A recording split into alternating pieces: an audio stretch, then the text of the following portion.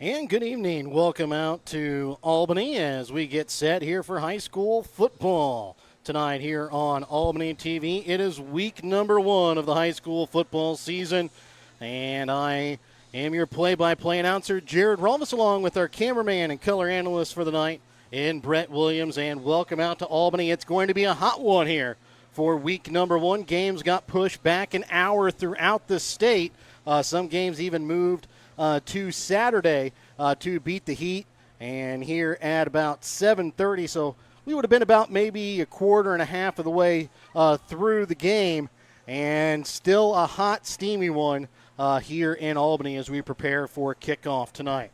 It's a matchup tonight between the GRC and the 275. You'll see a couple of those around the state tonight as the new Grand River Conference West and the 275 Conference have made a pact for the next couple of years that the first 2 games of the season will be a GRC versus a 275. 1 game at GRC, 1 game at 275. So week 1 this week, a lot of games being played for the GRC at home against 275. Next week they'll flop. Osborn Stewartsville travels tonight here to Albany, and it should be a fun one tonight here on Albany TV. With it being week number 1 of the season, that also means that it is, of course, the announcement of districts. And again, Misha has not done any favors to some teams. And again, the Warriors are one of those. They're in district number 7. They'll be in the likes in the district number 7 will be Albany, King City, Pattonsburg, Platte Valley, Stanberry, and Worth County. 2 of those teams in the top 5 of the Missouri 8-man media poll to start the season. Those 2 teams playing tonight just about a half hour to the north up in Grant City between Worth County and Platte Valley. For Osborn Stewartsville, they'll be in district number 5. They will have the state champion runner-up in their district, as it'll be Bishop LeBlanc, DeKalb, Plattsburgh, St. Joseph Christian, and Stewartsville. The reigning state champion North Andrew Cardinals will be in district number 6 this year with Mound City, Rockport, South Holt, East Atchison, and West Nottoway.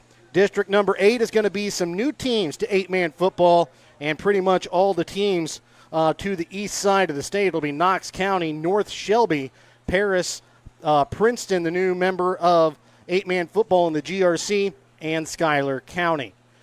District number 1 will be kind of some schools to the south. Pretty much all of 1 to 4 will be southern schools. It'll be College Heights, Greenfield, Jasper, Liberal, and Lockwood in district number 1. District number 2 will feature Appleton City, Archie, Drexel, Osceola, and Rich Hill. That's another tough district. Maybe not quite as tough with Drexel graduating a really good senior class last year. Archie probably looks to be the favorite in that district, but look for Drexel maybe to make their name known in that district as well. District number 3 will feature Concordia, Northwest Hughesville, Santa Fe, Slater, St. Paul Lutheran, and Sweet Springs. And then District 4 will feature Bramer, Norburn Hardin Central, Northland Christian, Orick, and Southwest Livingston. So those are the 8 districts this year in 8-man football, and go from 4 last year to 8 this year with the addition of some new teams. We'll see how everything shakes out. But in order to get to week 10, you got to get through the first 9. Before you do that, you got to get through week number 1. It's the Albany Warriors, Osborn Stewartsville Wildcards tonight here on Albany TV. It'll be a hot one here in Albany, but we'll be back in just a moment, and we will have a quick chat with our color analyst for the night, Brett Williams, about some of the things that the Warriors are going to need to do tonight after seeing them last week at the Jamboree up in Worth County. We're back with more in a moment. All a part of your BTC Bank pregame tonight here on Albany TV.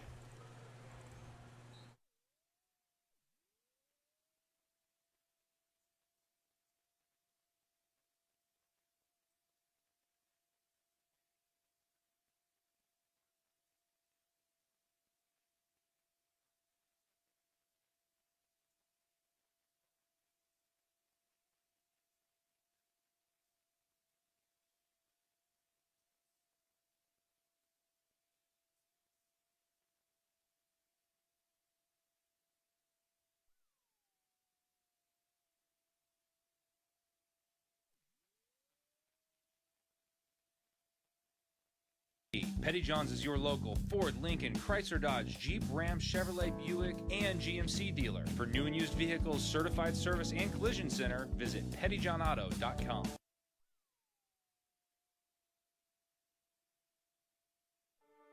Winner's Circle Trophies and Awards North in Albany is your hometown trophy and award shop. Winner's Circle North makes all kinds of trophies for sports, car shows, livestock shows, baby shows, and more. Winner's Circle North also does plaques of all sizes and kinds.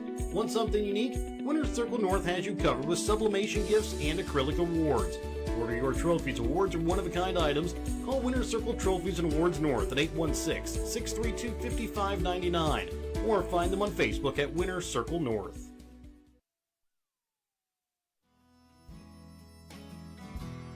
Hogue Lumber Company in Albany is here to help you with all of your DIY projects. Whether you're doing a home remodel, some repair work, a painting job, or a plumbing job, Hogue Lumber Company's dedicated staff can help you get the materials that you need to do the job right. Hogue Lumber Company in Albany is your trusted hometown hardware store and lumber yard for more than 4 decades. And welcome back out again here to Albany, all part of our BTC Bank pregame tonight here on Albany TV. Remember your pregame tonight brought to you by BTC Bank, community-minded, just like you. All right, Brett, last week we saw the Warriors in action up at Worth County for their Jamboree. They faced Worth County, King City, Stanberry, again, all 3 teams that will be in their conference this year and in districts. What sort of things did you see from the Warriors that maybe they did well last week? Well, it's early season, so there was some good and there was some bad. We'll start off with the good things. Honestly, the offense looked a little bit better than what I thought it would last week. I think a lot of people with the graduation of Kemper Klein kind of just expected Albany would kind of go back to that traditional offense that Coach Fountain teams have typically run. It's a run-heavy, power run type of scheme. But Chase Klein was throwing the ball quite a bit, maybe not as much as we saw last year, but he can still throw the ball. He's accurate with the football. He doesn't have the arm that Kemper Klein did, his brother, but he can still throw the ball around a little bit. So I think we're going to see some of the same things offensively. And honestly, like I said, there was some good plays made by some guys last year. Both the Emerson brothers came down with some pretty good catches. It looks like the running back depth is going to be strong again this year, which is what we've seen the past couple years from Albany teams. So offense, is in a pretty good spot, I think. I think that they can be competitive on the offensive side of the ball. On the other side of the ball on defense, to be honest, their tackling was very poor. If you talk to Coach Fountain, he would say the same thing. Their tackling was not where they wanted it to be. Very rarely did the first guy who got there hold on to the ball carrier. They had to have several attempts at trying to get a tackle, several broken tackles, and that allows for extra yards, and those pile up very quickly. So they worked on that this week in practice. That Coach Fountain's instilling that in his defense, that's got to be better, because last year the defense was very solid. They were very solid on both sides of the ball last year. You don't go 8-1 without being solid on both sides of the ball. But if they can't tackle any better than they did last week, they're just not going to be able to be competitive on that side of the ball. Yeah, we'll have a chat with head coach Doug Fountain here in just a moment. But, yes, the defense was one thing where Coach Fountain thought that his team could definitely improve on from last week. And the biggest thing for not just the Warriors but every team around the state this week, limited practices.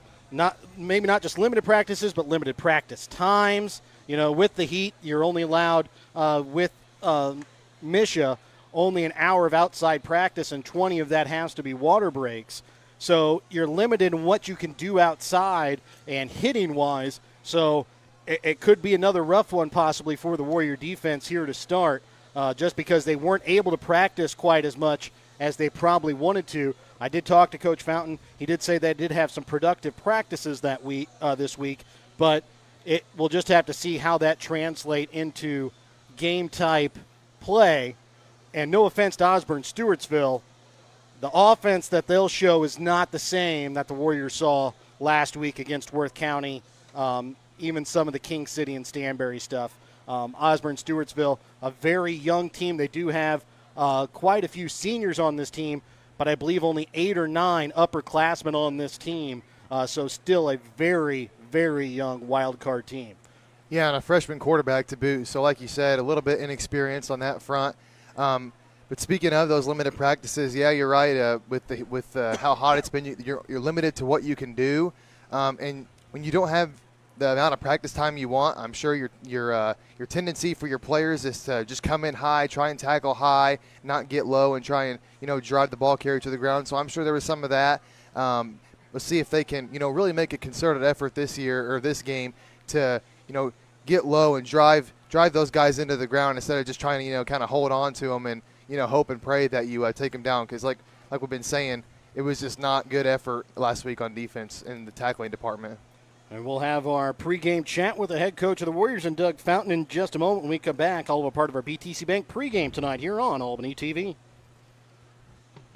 Your hometown Albany Hy-Vee is your tailgate headquarters for all of your fall sports.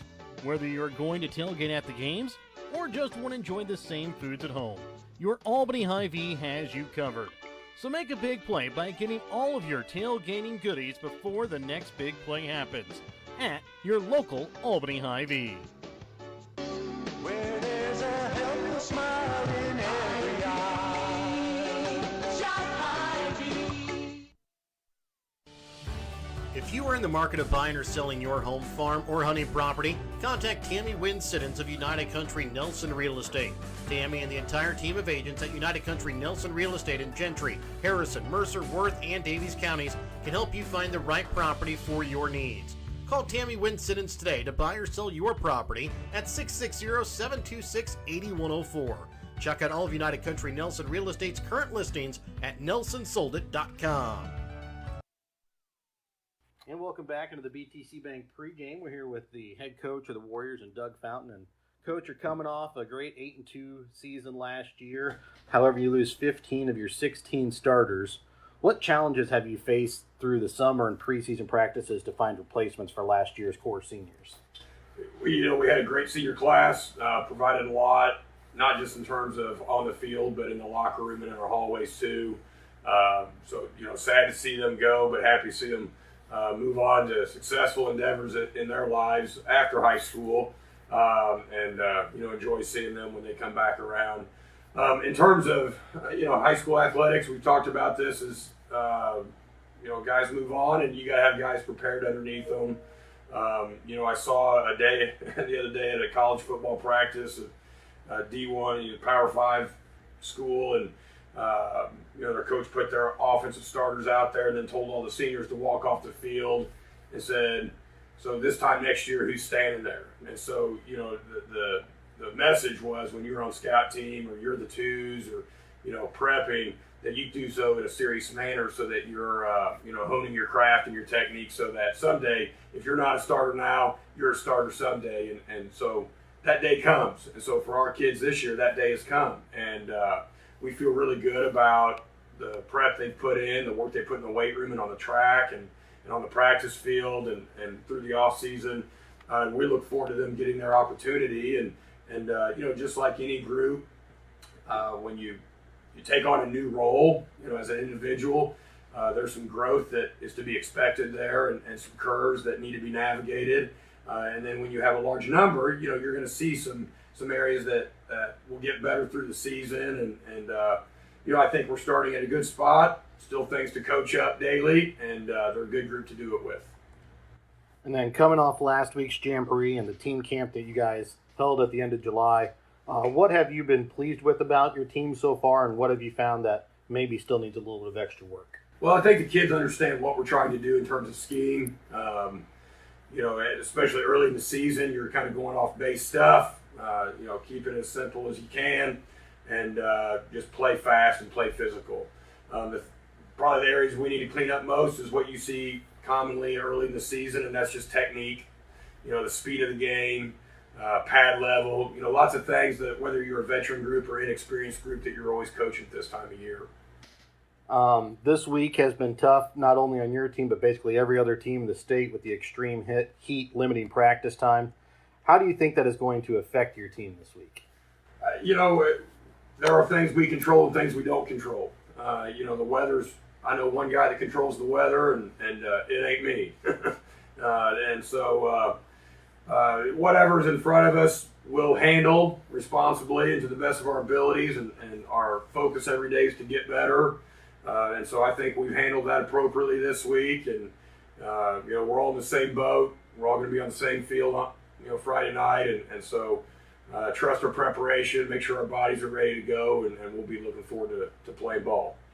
And then tonight you open up with Osborn Stewartsville Wildcards. Just like your team, they come in very young with just 8 upperclassmen. How difficult is the game plan against a young team, especially one that you really haven't faced before? Yeah, they got some unknown commodities, and that makes preparation maybe a little bit more of a mystery in terms of their personnel and what they want to do. I've got a little bit of information, and we have a game plan we feel good about, but their kids play really hard. They got some nice athletes. They're young but good athletes. Quarterback's very slippery. I thought their D-line gets off the ball real well, and they do returner starter up there, and so they're going to present some challenges for sure, and their kids expect to be successful, and they're going to play hard, and should be a good game. And then, Coach, what is the one thing offensively and one thing defensively that your team needs to do tonight in order to come away with the win? Well, on both sides, we got to play fast, and we got to play with tremendous effort. On the offensive side, take care of the football and stay on schedule ahead of the chains, and just be extremely physical at the point of attack. And then defensively, we've got to, again, play fast, take the ball away, and we've got to be great tacklers, whether it's in the box or in space. All right, Coach. Well, thank you again for joining us as part of our BTC Bank pregame. We'll be back with more in just a moment here on Albany TV.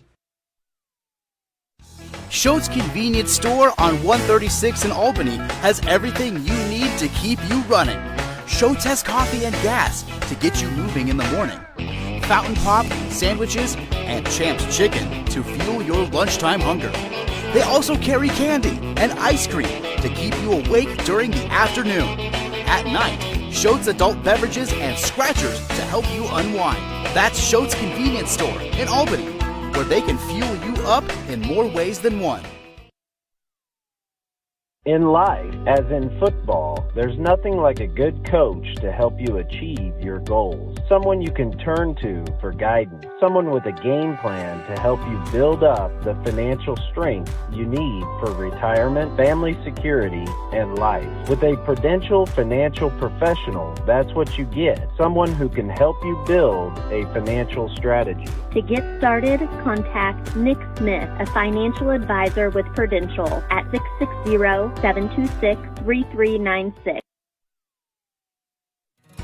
Northwest Cell, your local cell phone provider, is a proud supporter of all local schools. Northwest Cell has authorized agents located in Albany, Grant City, Maryville, Mound City, Oregon, Rockport, Stanberry, and Tarkio. Stop in at any of Northwest Cell's authorized agents or visit nwmcell.com to learn about their FlexPay Unlimited data plans or any of this month's hot deals.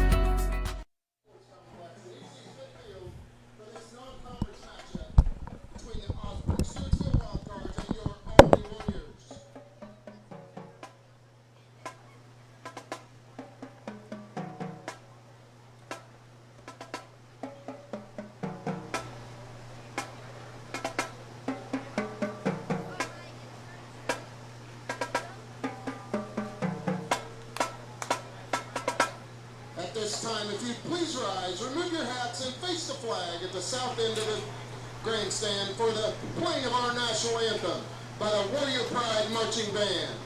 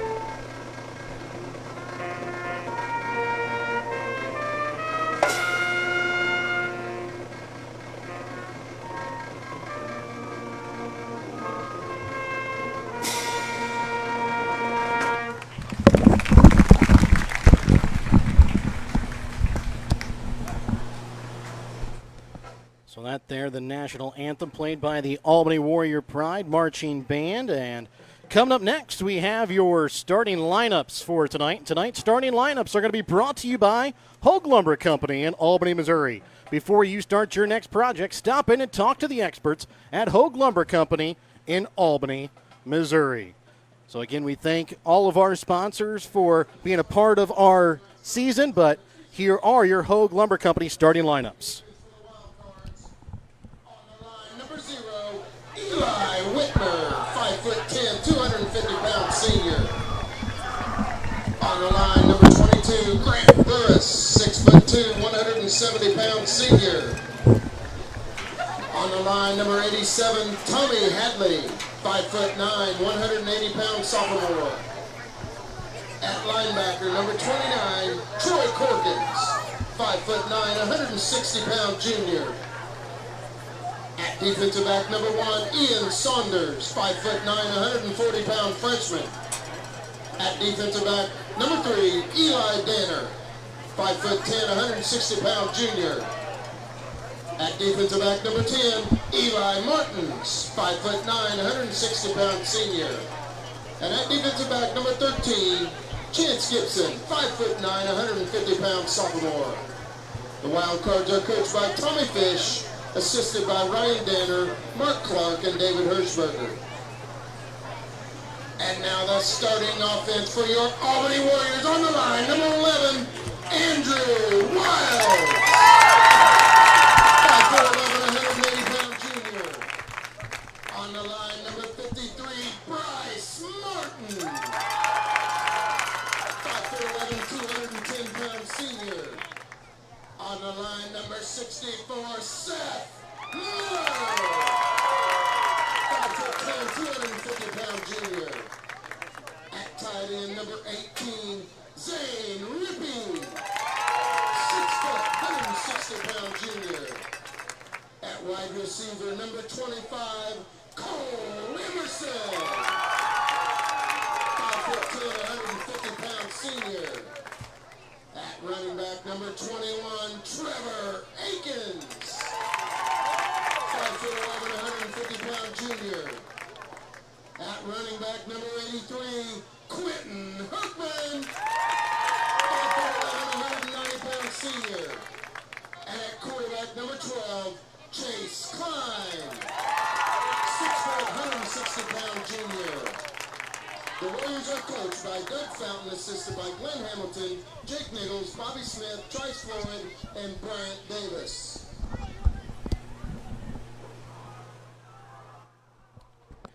So there were the starting lineups for the Osborn Stewartsville defense and the Albany Warrior offense. Let's take a look here at the Osborn Stewartsville offense here. Getting the start tonight on the offensive line will be number 0, Eli Whitmer. Also getting the start tonight on the line at center is the number 44, Caden Stevens. And also getting the start on the line for the Osborn Stewartsville Wildcards, number 87, Tommy Hadley. Taking a look at the wideouts tonight for Osborn Stewartsville. Getting the start will be number 22, Grant Burris, number 10, Eli Martins, and also number 2, Skylar Corpinian. The running back tonight in the backfield will be for the Wildcards, Chance Gibson, and the starting quarterback will be the freshman Ian Saunders. So again, that is the starting offense tonight for the Osborn Stewartsville Wildcards. Take a look at the starting defense tonight for the Albany Warriors. On the defensive line will be 83 senior Quentin Herkman, number 64 junior, the only returning starter for the Warriors, and Seth Miller, and also on the line senior Bryce Martin, number 53. At the linebacker position will be number 11 junior Andrew Wiles, and also junior number 18 Zane Rippey. And then the Warriors going to come out with 3 defensive backs tonight, junior Kyle Emerson, junior Trevor Akins, and senior Cole Emerson number 3, 21, and 25, respectively. So, again, those are tonight's starting lineups brought to you by Hogue Lumber Company. Before you start your next project, stop in and talk to the experts at Hogue Lumber Company in Albany, Missouri. Like to thank all of our sponsors for helping you bring you tonight's broadcast here on Albany TV between the Warriors of Albany and the Wildcards of Osborn Stewartsville. BTC Bank, Petty John Auto Center with locations in Bethany and Albany, Winter Circle Trophies and Awards North in Albany, Hogue Lumber Company of Albany, and the Albany IV. United Country Nelson Real Estate and Auction Company, agent Tammy Wynn Siddons in Albany. Schultz Convenience Store of Albany, Smith Insurance and Smith Prudential of Albany, Northwest Cell, Raymond Smith Body Shop of Albany, East Fork Lodge and Legacy Event Center of Albany, Johnson Controls in Albany, Sublime Flamingo Boutique LLC in Albany, the Briar Patch on the west side of the square in Albany, Papa's Family Restaurant in Albany, the City of Albany, Albany Booster Club, the Albany, Osborn, and Stewartsville school districts, and the Printery and New Shopper located in Albany. So again, thank you to all of our sponsors. Most of them will be with us throughout the year this year for all the sports. Some will be here just for football season. And either way, we thank all of them for being a part of our Albany TV broadcast. It's been said a couple times here before the game started, and it can't be understated the amount of senior leadership this Warrior team is not going to have coming in to this year. A ton of seniors on the team last year. Obviously just the one returning starter in Seth Miller. They've got 5 seniors on the team this year. But in terms of leadership, it doesn't necessarily have to be a leader or a senior to be a team leader. Interested to see who kind of takes that role early in the season, because every good team has that one person they can look to as a locker room leader and an on-the-field leader as well.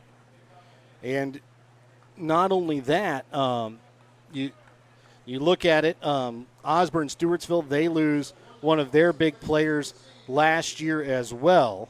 So it's 2 teams that really are kind of in the rebuilding state a little bit, but nobody really likes to use that, especially in high school football when it changes all the time anyways.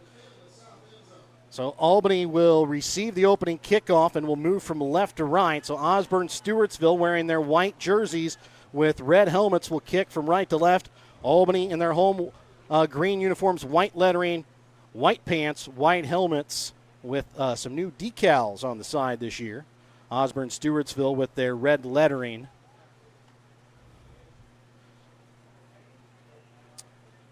And let's get set to kick off the game here tonight. And week number 1 of the season of 8-man high school football here in the state of Missouri. So Corpinion will kick off from his own 30-yard line. Back to receive the kick is the junior Kyle Emerson. He returned one for a touchdown last year, and then I believe it got brought right back, and then I think couple plays later scored on a big play. Yeah, he's a speed threat back there. He's a guy that you don't want to let get in open space. And this one going to be caught at about his own 8-yard line here for Emerson. Takes it up the middle. Oh, and a shoestring tackle just past the 20-yard line. Eli Danner, the junior from Osborn Stewartsville, trips him up. And Emerson will be down just past his own 25, down at his own 27-yard line. Well, I'd say Stewartsville Osborn might be a little fortunate there that Danner got his arm in there and tripped up Emerson, because it looked like he had a big lane. And I don't know, not a lot of people who could catch Kyle Emerson. Yeah. Now we'll get to see this, the first look at this Albany Warrior defense in regular season action. Again, in at quarterback is Chase Klein. To his right is Trevor Akins. This one a handoff up the middle, and it's the senior Quentin Herkman, and he's going to push forward and will be stopped by a host of wild cards, but not before he picks up about 2 yards there on the carry. Going back to that jamboree last Friday, we didn't get a really good read on the offensive line. They had some good plays where they really opened up the lanes really well for the backs, and then there was plays like that where it was just short, modest gains. So we'll kind of see if they can pick up the consistency a little bit here in the regular season. Handoff goes to Herkman to the outside. He's going to plow through the intended tackler and is going to reach forward, maybe enough for a first down. There on the stop was Ian Saunders. And it looks like it is going to be, I think they're going to call this first down here. So I don't know if they're going to call first down or whether they're going to call that they're going to check this maybe.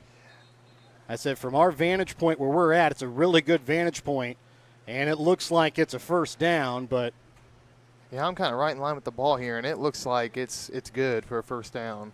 I said we do have the hump there on the field here in Albany that makes it a little bit tougher to kind of see across from one side to the other, and it's just on one side of the hump.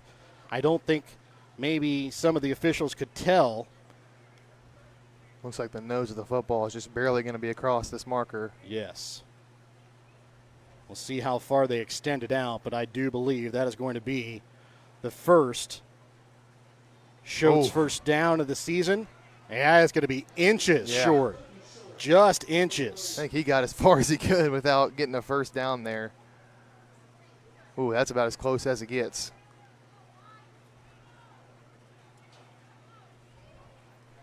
So it'll be 3rd and inches here for the Warriors. And again, they're going to hand it to Herkman up the middle. And they say he might have lost yardage, but I thought maybe he got forward progress, but they're going to say he loses about a yard. I don't think he had forward progress there, but 2 times now the Warriors have gone up the middle, and they gained about 1 or 2 yards on the first play, and now they've lost about a yard.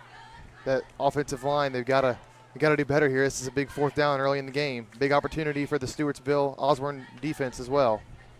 So a 4th and 1 here for the Warriors.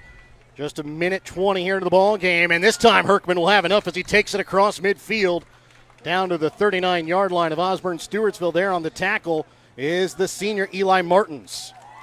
And that is a Albany Warriors Schultz first down. Fuel your car and body at Schultz Convenience Store in Albany off US 136 to keep you moving. Yeah, no doubt about that one. Herkman did a good job of hitting that hole hard, and they didn't need a lot. They got just enough for that first down. And this time a action play, and it's going to be caught here by Zane Rippey. And he's going to break through a tackle and get across the 25-yard line down to the 23. I think the Warriors could really utilize the play action to their advantage this season right there. They run the ball 4 or 5, maybe 6 times right there, and then they go right back to it, but it's a play action, and Zane Rippey wide open over the middle.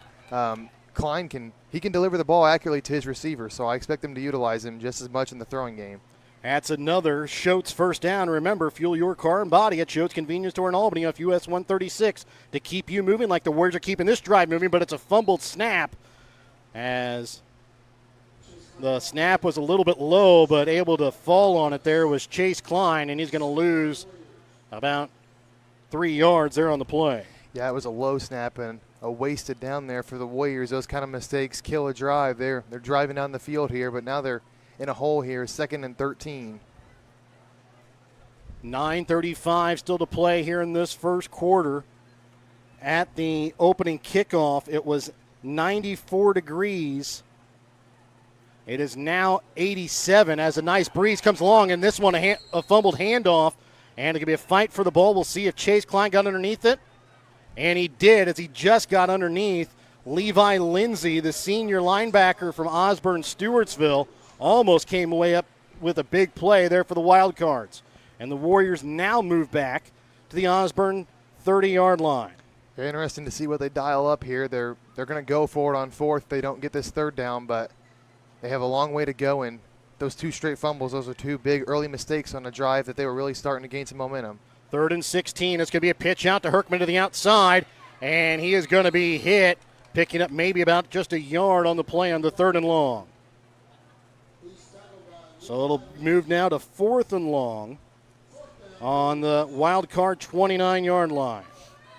Yeah, too close to punt here, so the Warriors are going to need a pretty big play here. They're going to split out 2 receivers out wide, it looks like. They're going to have 2 receivers out wide to the left, 1 receiver wide to the right. Rippey out wide right, and Cole Emerson and Trevor Akins out wide to the left. Herkman in the backfield along with his quarterback Chase Klein as will take the shot in the pistol. Klein drops back, looking to pass. It's a screen to Herkman, and it's played well that time by Levi Lindsay. Read it the entire way and pushed Herkman out of bounds just outside the 25-yard line at the Osborn 26, and it will be a turnover on downs here for the Warriors. Well, it was a pretty solid first drive for the Warriors there that they were mounting. They converted a 4th and short to extend the drive, but those 2 fumbles, those were 2 big missed opportunities for the Warriors, and not the way you want your first drive of the season to end. So now Osborn Stewartsville will come to the line. And in at quarterback here is going to be Ian Saunders. And in the backfield with him is going to be Chance Gibson. No, Gibson will line up wide to the right. They're going to have 4 receivers lined up outside, 2 to each side. And the blocker in front is Eli Martins as Saunders takes it. And he's going to be hit just shy of the line of scrimmage. They're in on the tackle for the Warriors. That time is Trevor Akins. Well, a good play by Trevor Akins to just follow Saunders down the sideline. The Wildcards never really did set the edge there, and there was nowhere for Saunders to go. And a good first defensive play here for the Warriors, especially after last week where they really had a big problem on defense.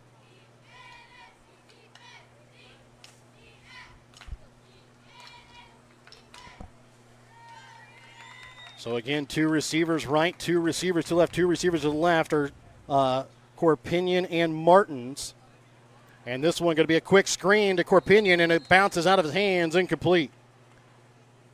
Yeah, it was a quick pass there. Corpinion had to jump for it, but still a catchable pass. And if he was able to make a guy miss, he did have some green grass in front of him, but not able to haul it in. And the Warriors now have a chance to end this drive quickly here for the Wildcards. So it's a 3rd and 10 upcoming here for the Wildcards. Grant Burris is lined up wide to the right. We'll have 1 man in between, but there's going to be a penalty flag that will fly prior to the snap. And I believe it's going to be an encroachment call offsides against the defense on the Warriors. And that will make it a 3rd and manageable at a 3rd and 5.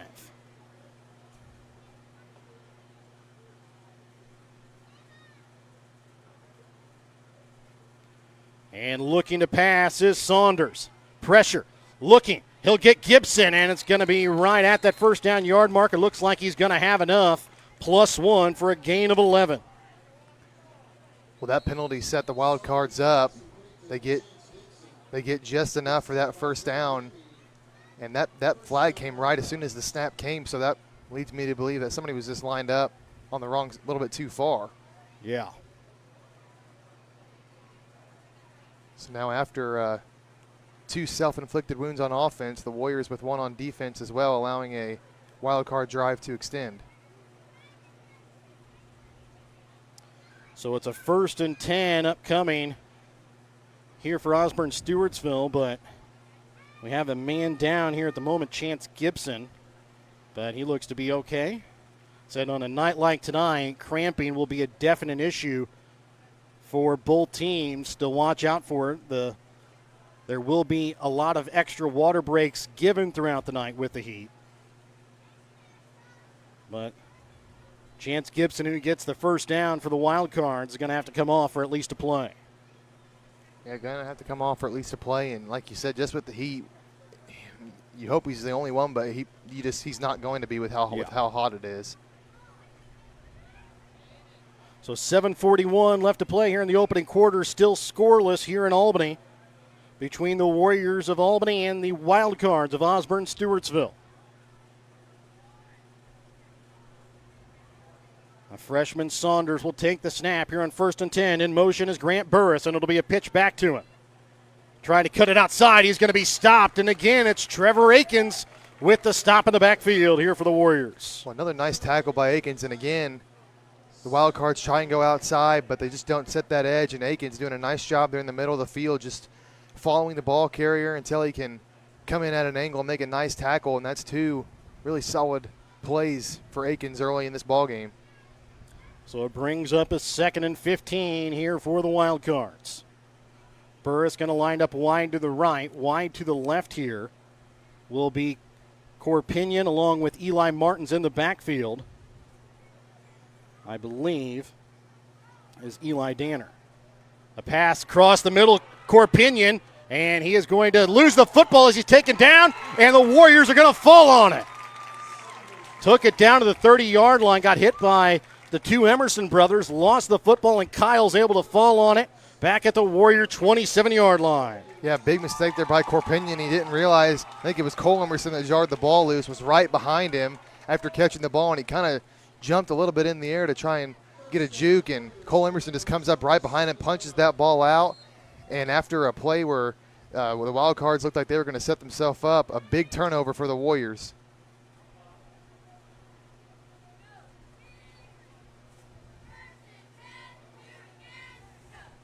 So 1st and 10 now here for the Warriors. And this time they're going to give it off to Kyle Emerson. And he'll break a tackle, and he's going to try and tiptoe along the sideline, but he's going to step out of bounds right at about the first down yard marker. We'll see if they give him enough. And they're going to call it another Albany Warriors Schultz first down. Well, and Kyle Emerson's a guy this year that if he goes in motion, somebody's got to have eyes on him, because if he gets to the outside, you know, we've said it many times, but he really can. If he gets in the open field, there's not going to be very many guys who's going to be able to catch him from behind.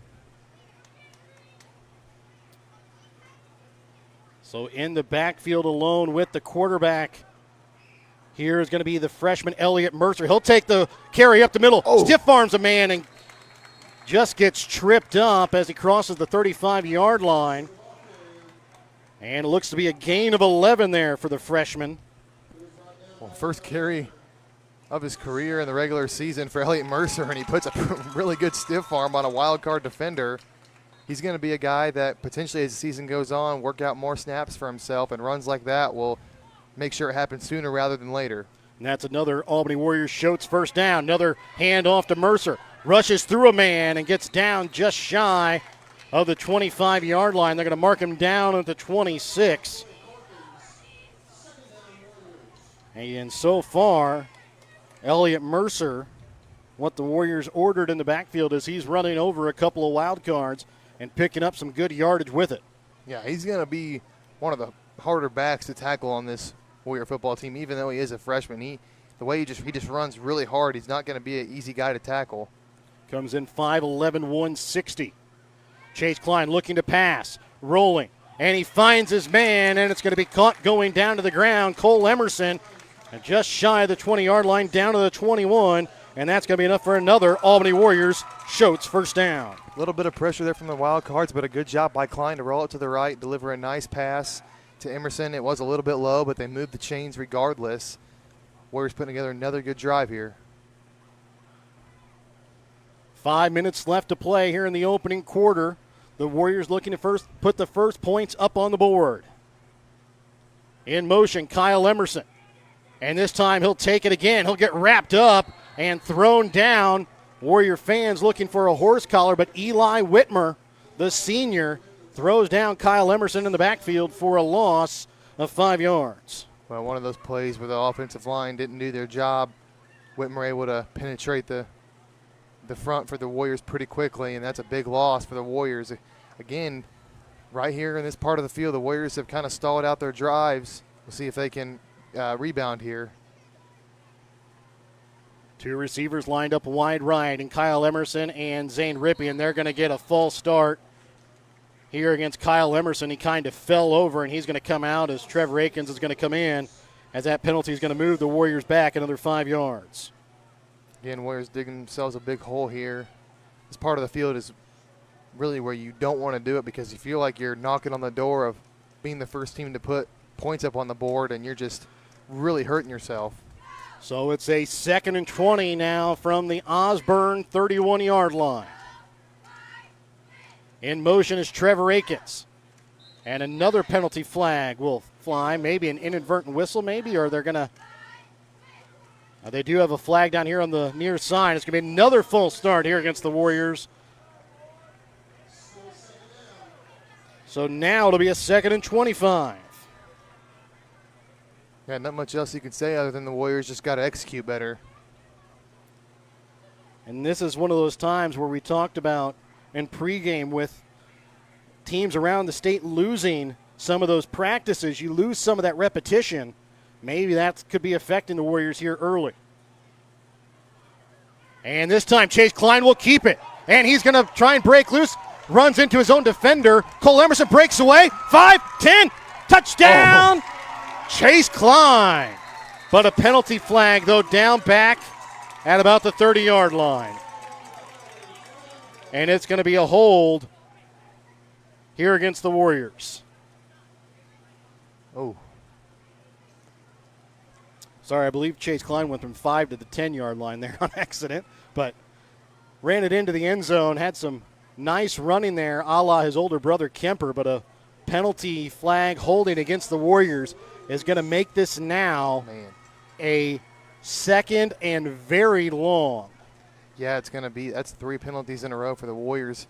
Takes away a really good play by Chase Klein there, kind of pushes his own guy into a block, and then able to make another guy miss. A really good run, and like you said, kind of did look like his older brother Kemper for a second there, but not to be as the Warriors hold. So it'll be a 2nd and 30 after we come back from this Petty John Auto Center timeout. Remember, this timeout brought to you by Petty John Auto Center. Check out Petty John Auto Center on Facebook or online at pettyjohnauto.com. Back with more in a moment. No job is too big or too small for the professionals at Raymond Smith Body Shop in Albany. With over 100 years of combined experience with auto body, they offer the reliability and prompt service by using the latest in technology to get your vehicle back on the road. Raymond Smith Body Shop is also a complete wrecker service as well as glass repair and body work. Plus, they work with all insurance companies. They are prepared to get you in and out and back on the road. See them today on Highway 136 East in Albany. Raymond Smith Body Shop. They're there to serve you. East Fork Lodge and Ranch is tucked away in the solitude of over 1,000 private acres of rolling hills, beautiful trees, and fields just north of Albany. East Fork Lodge is complete with 11 private suites, 3 private cabins, and all the amenities you could ever desire. You're sure to be comfortable when staying only a few days or just a few hours. East Fork Lodge is the perfect location for weddings, corporate retreats, reunions, family vacations, or even a weekend getaway with some friends. Email Jamie at eastforklodge.com for more information on East Fork Lodge and Ranch. Welcome back out again here to Albany. The Warriors have a 2nd and 30 upcoming from their own 39-yard line. Chase Klein will take the snap. Handoff goes up the middle. Mercer breaks free. Can't get away from everybody, though, but brings it back across the 30, back to the Osborn Stewartsville 28-yard line. Another impressive run there for Elliott Mercer. Makes this an easier 3rd down. It's still going to be tough as it's 3rd and 17, but they were looking at 2nd and 30, so a nice 13-yard run there for Elliott Mercer, and he's looked good here in the early going. 3:05 left to play here in this opening quarter. Cole Emerson lined up wide to the left. 3rd and 17 play. Chase Klein drifts back and trying to get Akins, and he's unable to bring in the pass. Incomplete. Brings up now a 4th and 17 here for the Warriors. Well, the Warriors again are going to go for this 4th down and opportunity there to make that 4th and manageable, but not to be as the pass goes through Akins' hands, and they're looking at 4th and 17. Again, they're going to be in a passing down here. Wildcards know they're going to be looking to pass, so we'll see what they dial up. So far, Chase Klein has not had very much time in the backfield as the front line of the Wildcards have been able to get through the offensive line of the Warriors. And Chase Klein has been having hands in his face the entire time. Throw deep for Cole Emerson. And they're going to say that the contact was incidental. And it'll be an incomplete pass, and it'll be a turnover on downs. So Warrior faithful looking there for a pass interference call that was not called. I couldn't really see what happened on that play. Not sure if it was just, a case of guys getting tangled up in their feet or what, but Emerson does trip and fall there. No chance to make the catch, and we'll see the Warrior defense out for a second time. Honestly, the Wildcards were driving down the field last time, but I thought the Warriors did, they improved from last week, definitely. So we'll see here if they can keep that going. Force the turnover just as the Wildcards were looking to score. Yeah, and I said so far the Warriors have been able to tackle pretty well. It's just been a couple of big plays that have been made by the Wildcards. Other than that, though, it was a big play made by the Emerson brothers defensively. Now Warriors just can't quite get it going offensively. They make it down to about that 25, 20-yard line of Osborn Stewartsville, and then penalties start to kill them, and then just a couple of other things that can never just quite break it across, as we still remain scoreless here with just underneath 3 minutes left to play in the first quarter. Now, one thing about the Warriors is you do feel good about the offense because they've looked pretty solid. They just have been hurting themselves. It hasn't really been anything that Stewartsville Osborn's been doing. It's just been self-inflicted wounds. Saunders alone in the backfield. In motion is Eli Martins. Saunders takes it up the middle. He's got some room trying to break it outside, and he's going to be pushed out of bounds here by Kyle Emerson. And they're going to mark him down at about the 35-yard line.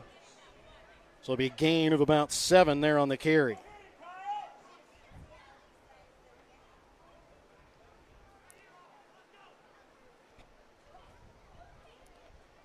So a 2nd and 3 upcoming for the Wildcards. 2 receivers right, 2 receivers left. Saunders rolls out to his right, looking to pass.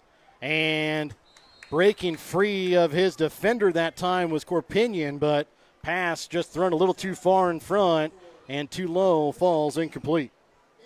Well, it was a clean pocket there for Saunders. Not too much pressure from the front defensive line of the Warriors, but throw was just offline a little bit low. Not really a chance for his receiver to catch that. So 2:40 remain here in the opening quarter. It's a 3rd and 3 facing the Wildcards. Again, both teams still scoreless here on the season. 2 receivers to the left are Corpinion and Martins.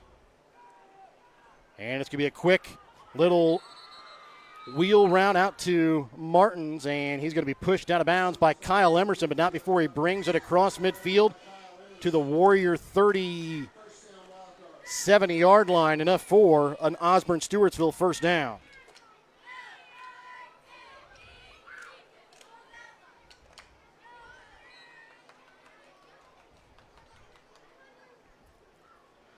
Next pass upcoming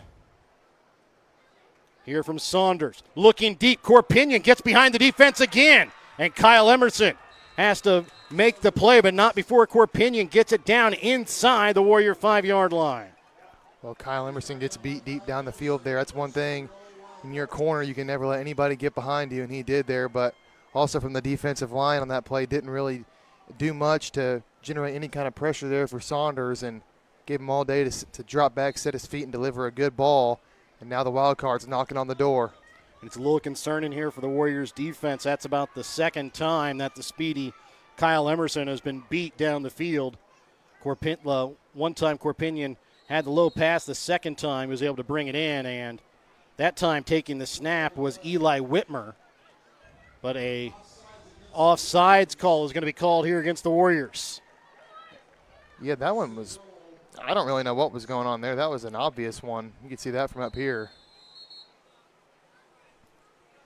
And they're going to put the ball down at the Albany 2-yard line, and a timeout going to be called here by the Warriors.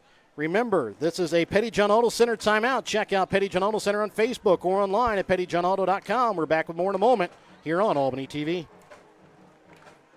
If you're looking to join a stable and growing company, Johnson Controls in Albany is the place for you.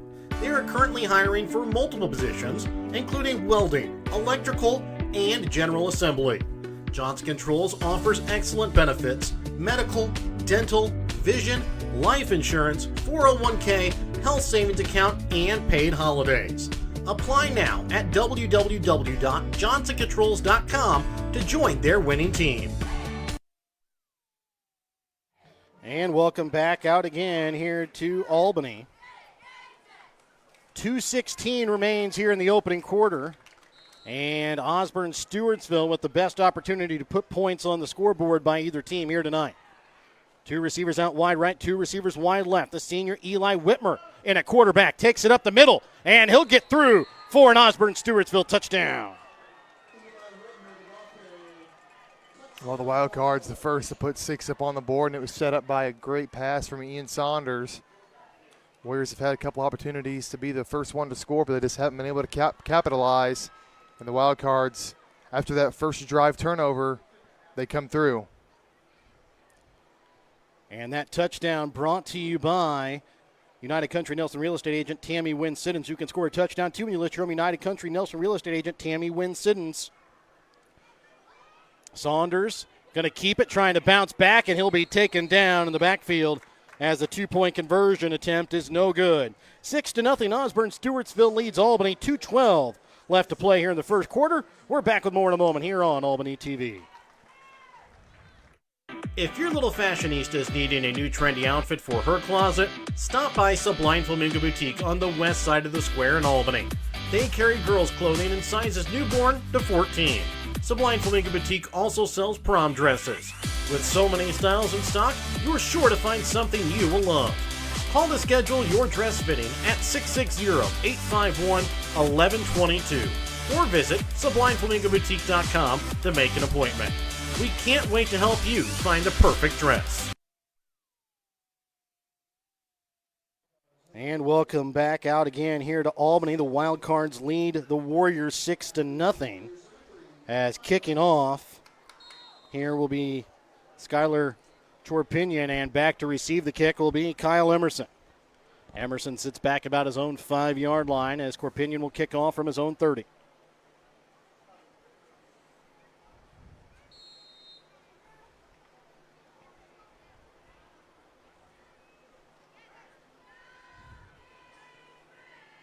And Emerson will catch it on the run at his own 10-yard line, tries to break it outside to the left, breaks out of a tackle, and is going to be tripped up as he crosses the 30-yard line down to the 31.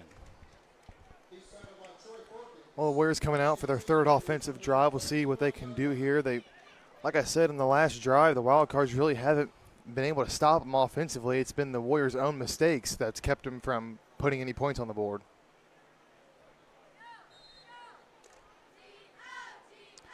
So Albany starts with a 1st and 10 from their own 31. It's their third drive of the game.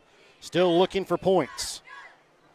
Handoff goes to Quentin Herkman. He'll break free. He's across midfield. 30, 25, 20, 15, 10, 5. Touchdown Warriors! Quentin Herkman with the touchdown of 49 yards to tie this game back up in just mere seconds. And no flags to bring that one back. A great run for Quentin Herkman, and a very quick response there from the Warriors. That's a positive sign there. They didn't get down falling behind early. They didn't get down with all these offensive mistakes they've been making. Quentin Herkman takes the first carry of the drive all the way to the house.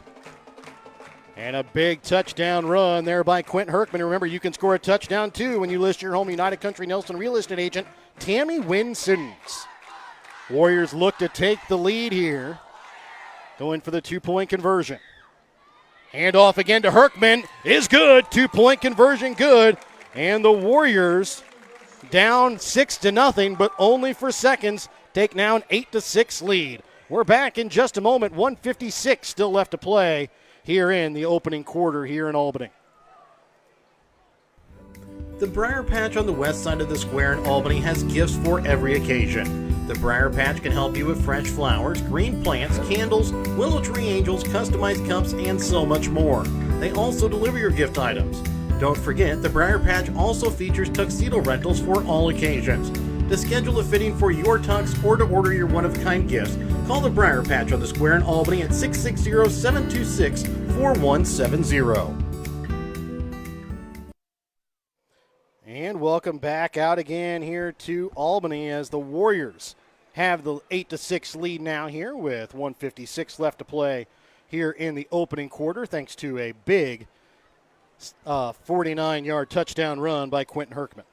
Yeah, an instant response there from the Warriors offense, and we'll see here if after most of this quarter being tied 0-0, if this scoring picks up a little bit. Herkman on to kick off. Chance Gibson back to receive the kick at about his own 5-yard line.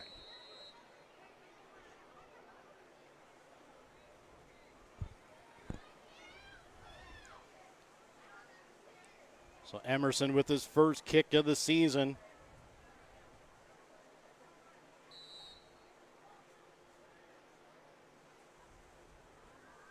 And it's going to go out of bounds at about the 24-yard line.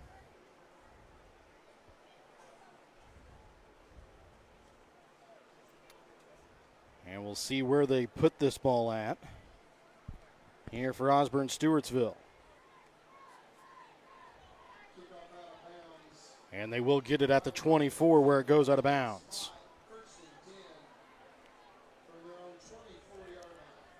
So it'll be a 1st and 10 here for Osborn Stewartsville from their own 24. They had a big pass play on the last drive from Saunders to Corpinion, and then capped off by a touchdown run by Eli Whitmer. See if Osborn Stewartsville can have a drive like they did the last time. So far, the Osborn Stewartsville offense has been able to move the ball pretty easily on the Warrior defense, minus that fumble that happened inside the 20-yard line. And this one's going to fall incomplete as it bounces off the pads there of the intended receiver, the senior Grant Burris. I believe that's 2 times now here in the first quarter where the Wildcards go for a quick pass out to the side, and it's just bounced off the receiver's shoulder pads. He's not able to pull it in. That's just a wasted down. Now it'll be 2nd down and 10 for the Wildcards.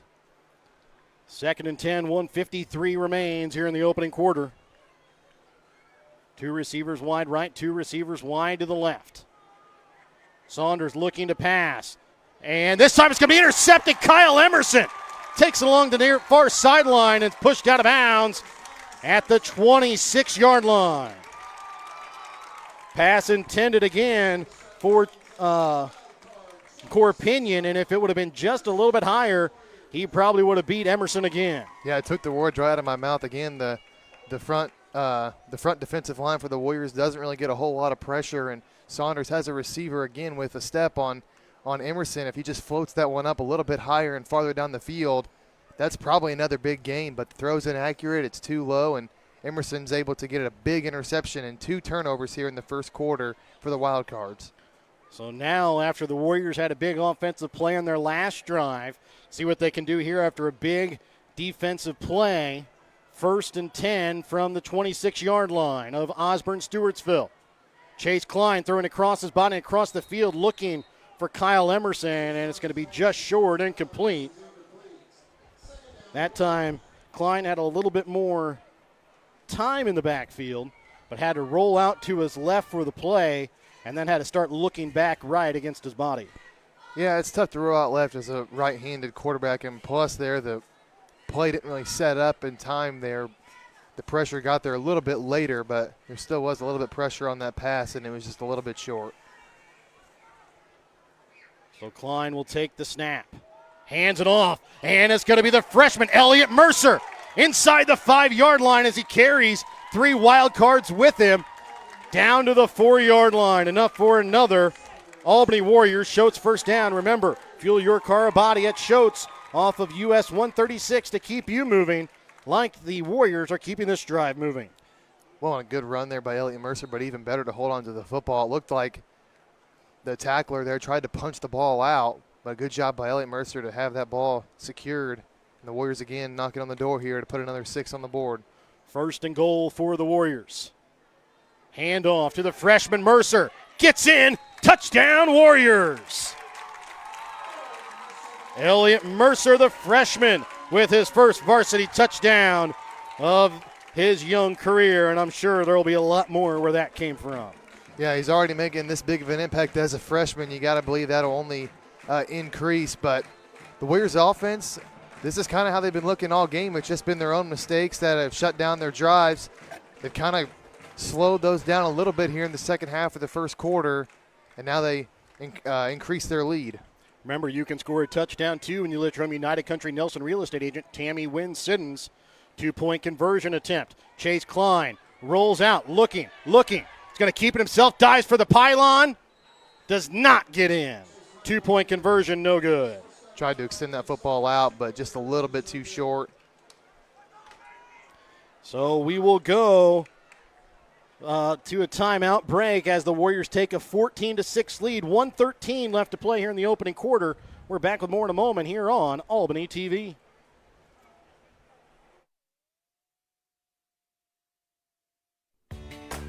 Whether you're hungry for a burger, steak, fish, Mexican, or fresh salad bar, Papa's Family Restaurant in Albany has it all. Papa's also has daily lunch specials with the lunch buffet on Wednesdays.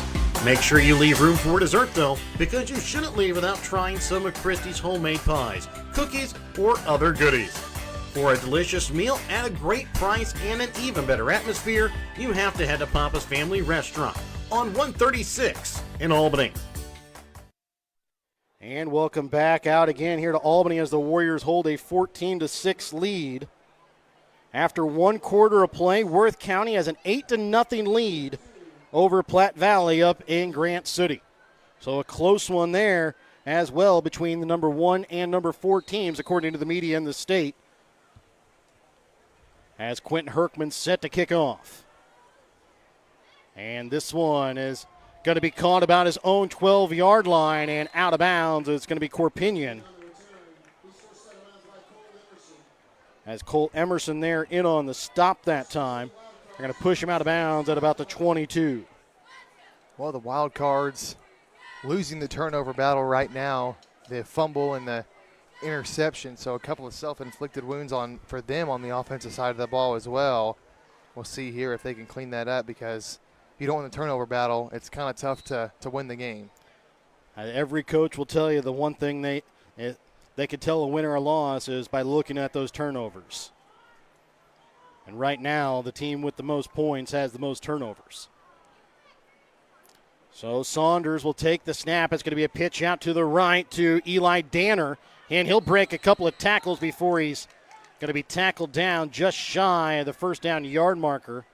Down at the 31, it'll be a gain of 9 yards. As Seth Miller there on the stop.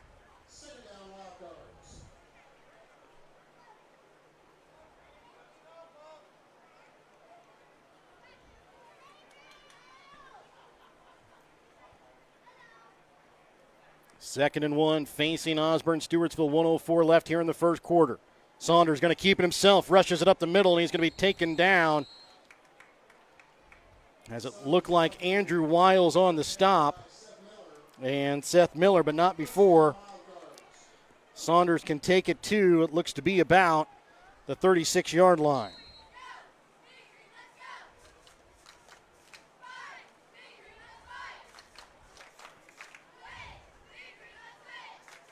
Next snap upcoming for Saunders, looking to pass, and Kyle Emerson read that one the whole way, and he'll take it to the house for another Warrior touchdown. His second interception of the day, this one for a touchdown. Yeah, that first interception there, had that ball been better thrown, he might not end up with that one, but that was an excellent read there. He jumped that route, and the second he intercepted that, you knew he was gone. And the Warriors have kind of flipped this game around on its head. The Wild Cards scored first. The Warriors offense is kind of stalling out on each of its first two drives, but ever since they fell down 6-0, the Warriors have responded very well, and now they've jumped out to a 20-6 lead in just a matter of a couple of game minutes.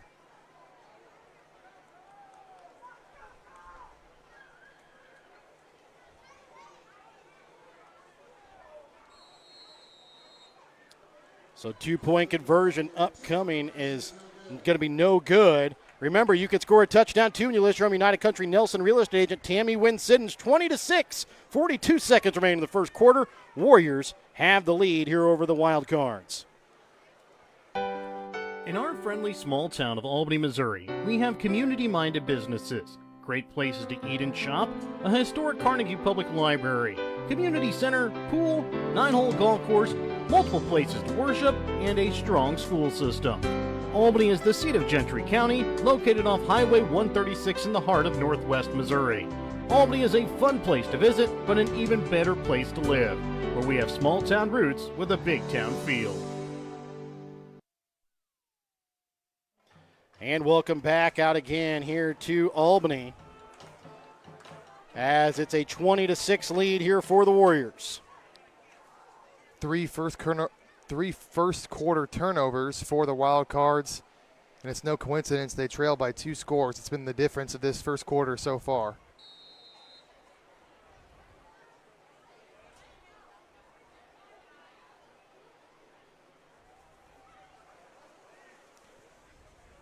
And Herkman's kickoff will go out of bounds at about the 5-yard line. It was Chance Gibson trying to recover it, couldn't quite get it, and he'll go out of bounds at the 4-yard line.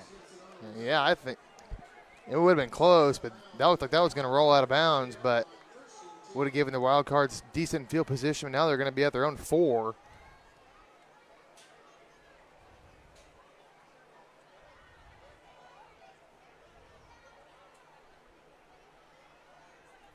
So the Wildcard's going to be backed up here. They're going to have to go the length of the field this drive.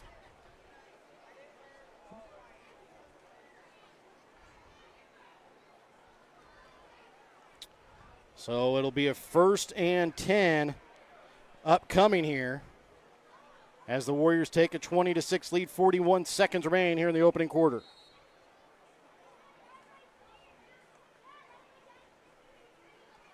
And it's going to be a handoff. And they're going to get a penalty flag here out of bounds here as on the run was Saunders. It might be a late hit. So he rushed it for a gain of about 6 or 7 there.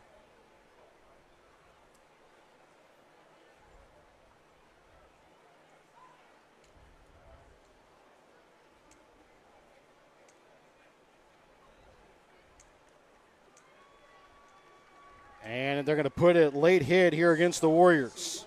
It's been a couple, maybe 1 or 2 plays where the Wildcards have been going out of bounds and the Warriors come in right on the edge of maybe it being a late hit, and right there they get flagged for it, and the Wildcards really catch a break there. They're out past the 25-yard line now.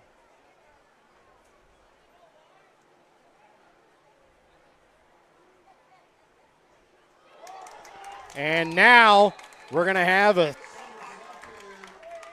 big hit there by the Warriors on the ball carrier, Eli Whitmer, and a fumble recovery again here by the Warriors.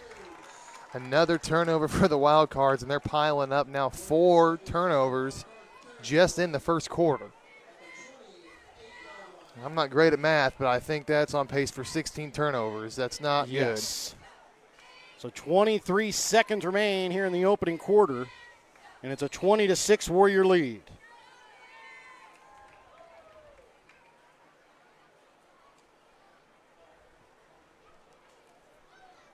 Ball on the Osborn 28-yard line. Chase Klein looking deep. Cole Emerson, and can't get it as the ball knocked off the intended receiver that time, Ian Saunders.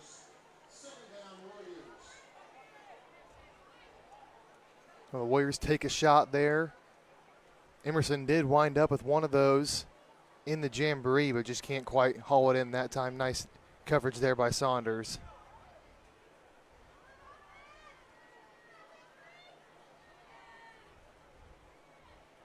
So incomplete pass there puts the Warriors at a 2nd and 10.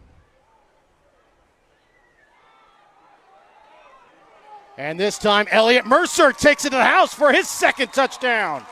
And the Warriors attack on some more here in the first quarter, make it a 26-6 lead with 10 seconds left to go here in this first quarter. A 28-yard touchdown scamper by Elliott Mercer. Remember, you can score a touchdown too when you list from United Country Nelson real estate agent Tammy Wynn Siddons. Well, since those first 2 drives, everything's gone the way of the Warriors. They've looked, it's kind of like they just flipped the switch. All of a sudden, they've looked a lot better on both sides of the ball. And the 2-point conversion is good as Elliott Mercer takes it in again. 28-6, Warriors with a 22-point lead with 10 seconds left here in the first quarter. We're back with more in a moment here on Albany TV.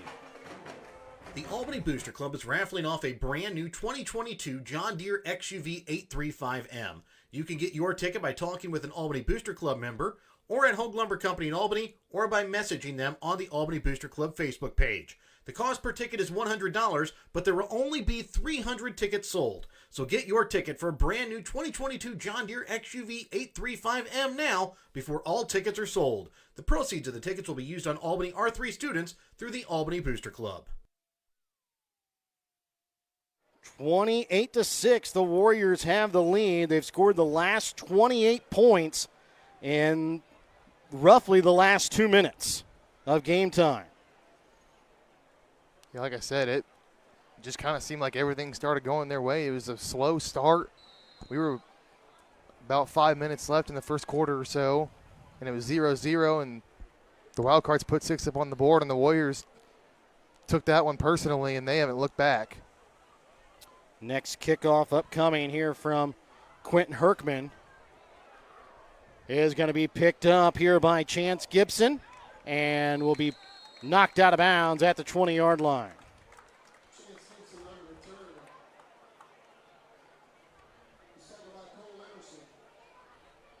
Cole Emerson there in on the stop that time for the Warriors. Well, the Wildcards really need to score here. They've kind of fallen out of the game a little bit, but there's still plenty of time. We still got 5 seconds left in the first quarter. A lot of ball games still have to be played. You can put up some points fast in 8-man. We've seen it here with the Warriors, but they've got to put up some points here on this drive, because if they fall behind too much, they're going to be risking falling behind by that 40-point mark. So next snap upcoming here for Osborn Stewartsville from their own 20-yard line. And this time Saunders trying to take it back is going to juke Bryce Martin, but Martin able to get just enough of him to trip him up, and it'll be a loss of about 2 yards there on the play, and that's going to be the end of the first quarter as the Warriors score the last 28 points of the quarter in the last 2 minutes, and the last 34 points of the quarter came within the last 2 minutes and 15 seconds. We'll be back to start the second quarter when we come back in just a moment here on Albany TV. The Osborn RO and the Stewartsville C2 school districts are proud to support their Wildcards. Both schools strive for their students to have the best education possible while promoting a positive learning experience for their students. The administrations, boards of education, and the staffs at the Osborn RO and the Stewartsville C2 school districts want to wish their Wildcards the best of luck this academic year.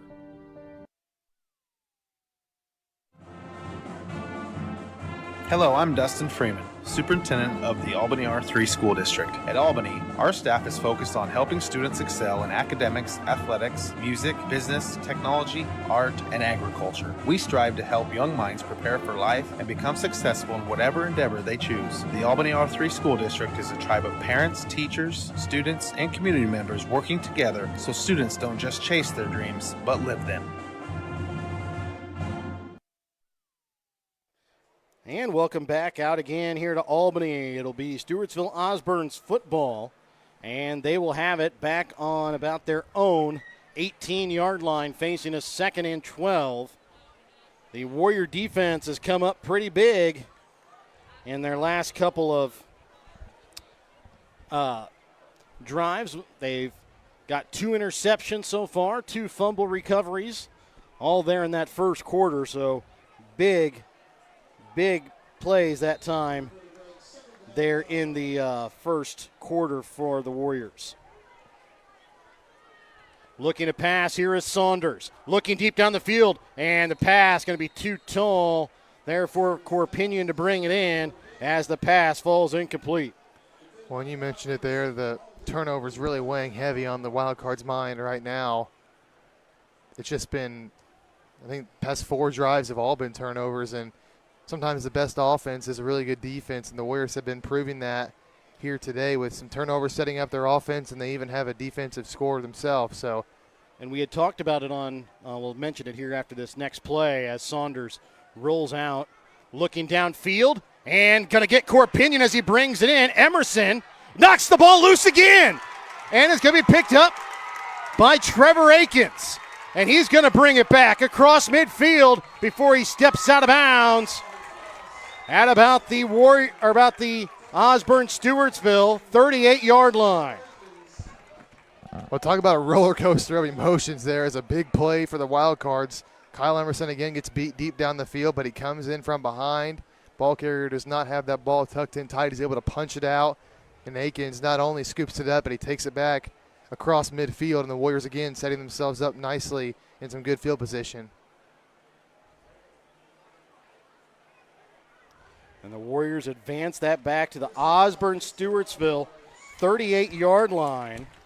And penalty, unsportsmanlike conduct. It was a late hit there after the play against Osborn Stewartsville. Will push this one back to now the Osborn Stewartsville 23-yard line.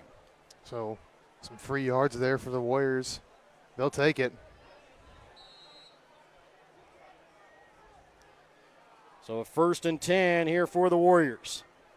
Chase Klein hands this one off to Herkman, and he is going to get tripped up just in front of the 15-yard line down to the 16.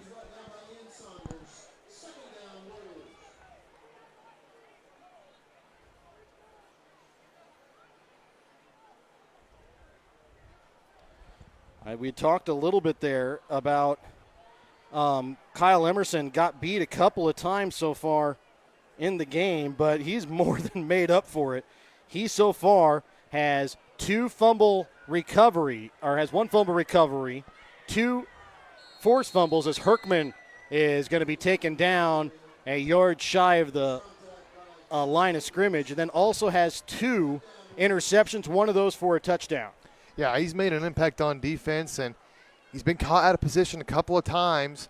But if you can punch the ball out from behind, it kind of takes away a little bit of that. And you said he's been making big plays on defense. And you saw in that last play defensively for him, got out of position but was able to come back into the play with his speed. Hand off again to Herkman. Now tries to cut it back, and he's going to be taken down maybe just shy of the first down yard marker. I believe he's going to be about a half of a yard short as Eli Whitmer there on the stop there for the Wildcards. They're going to give him enough for a first down. So that is another Albany Warriors Schultz first down. Remember, you can keep your car and body moving by visiting Schultz Convenience Store off US 136. And remember, you can do that just like the Warriors are keeping this drive moving. 9:53 left to play here in the second quarter. Warriors have a 1st and 10 from the 13-yard line here of the Wildcards. Missed play there as Chase Klein looking to hand it off. Nobody there, so he'll take it himself and gets 3 yards before momentum is stopped. I don't really know what was supposed to happen on that play. It looked like it was a handoff to Mercer, I believe, but Mercer never really did take the handoff, and so Klein just took it himself. Well, I think maybe it went the wrong way or something like that. The play was supposed to go the other way, or either way, get 3 yards on the play. Hand off here for Herkman, and he'll bruise his way into the end zone for another Warrior touchdown. Well, the Warriors, the saying, when it rains, it pours, really applies right now. They just, ever since about that 2-minute mark, they've not been able to quit scoring. And they put this one in to make it a 34-6 Warrior lead. Remember, you can score too when you list your home United Country Nelson real estate agent, Tammy Wynn Siddons. This was a 0-0 game with just minutes to go in the first quarter, and all of a sudden it's 34-6, and the Warriors trying to tack on 2 more. 9:10 still left to play here in the first half. Chase Klein keeps it himself and reaches for the pylon. They're going to say out of bounds just before he reached for the pylon. 2-point conversion is no good, but the Warriors hold a 34-6 lead. They lead by 28 with 9:10 left. We're back with more in a moment here on Albany TV.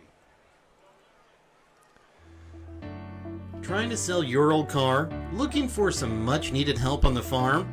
Wanting to grow your customer base? The New Shopper in Albany prints 9,000 copies each week that are delivered to every Gentry and Worth County deliverable addresses and the surrounding area free of charge. Give Perry and Susan a call at 660-726-5234 at the New Shopper in Albany to have your ad sent directly to your customers. And welcome back out again here to Albany as we get set here for the kickoff from Quentin Herkman as the Warriors lead here by 28 after scoring the last 34 points unanswered. And just over about 5 minutes of game time. Really cruised through that first quarter, and then all of a sudden it's just been touchdown after touchdown. Quentin Herkman has a couple rushing touchdowns. Elliott Mercer with a couple. Kyle Emerson with an interception return. As Herkman will kick off.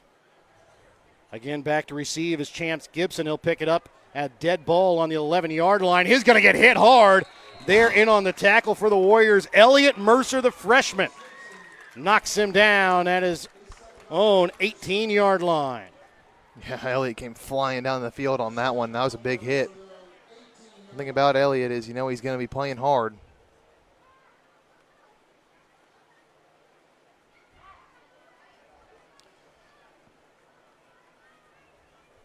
So a 1st and 10 here for Osborn Stewartsville, and on their last 4 drives have ended in a turnover.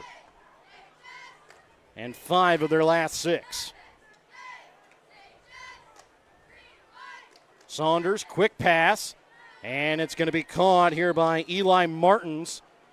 And he'll pick up a couple of yards there on the play, maybe about 5 as he takes it down to about the 23. As Bryce Martin tackles Eli Martins.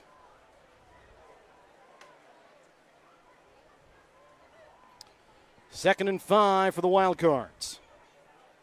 The next snap from Saunders is going to be a pitch out to Danner. He's going to get wrapped up, and originally there to wrap him up was Zane Rippey, and to finish him off was Kyle Emerson along with a couple of his teammates, but not before Danner could pick up 2 yards on the carry. And that was just a good defensive play. Rippey gets there early to where the gain is not much and just kind of wraps him up and holds the ball carrier up until help comes. And a nice gang tackle there from the Warriors.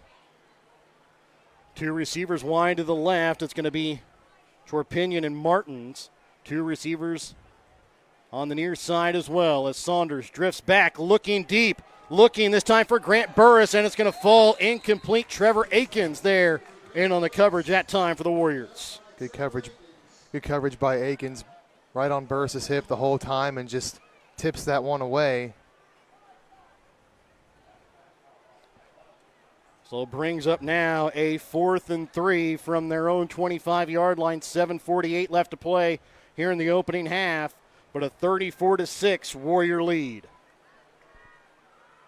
Akins does get a little bit of coaching there from Coach Fountain. He was a good play, just telling him to tip that down towards the ground. Don't tip it up, and allow someone else to come in and catch it. And on to punt. That time is Chorpinion. Cole Emerson will pick it up at about his own 20-yard line. And he'll try and run to the near sideline. He's going to be taken down there on the tackle. Eli Martins catches him from behind. That's 29. A good angle there by Martins. Cole Emerson's possesses pretty good speed too, but Martin's there with a nice angle there on that tackle, and it's a minimal gain on the punt return.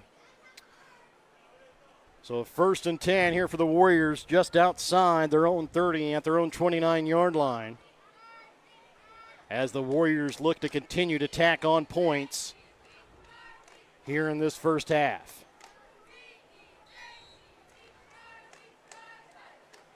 Warriors offense was stalled a couple of times on their first couple of drives, and then it was a big run from Quentin Herkman of 49 yards, and that kind of got the Warrior offense off and rolling.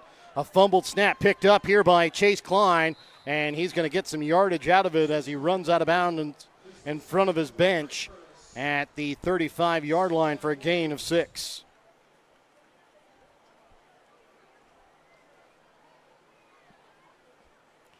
And on the stop that time was Grant Burris as he kind of pushed Klein out of bounds. But again, that was a play of Klein making something out of nothing, something we saw his brother do quite a few times last year. Handoff this time for Elliott Mercer. Saw the lane to cut back and does. Another stiff arm, and he'll be thrown down here by Eli Martins, but not before he takes it into Osborn Stewartsville territory down to the 27-yard line. And that's really good vision there from Mercer to see that cutback lane.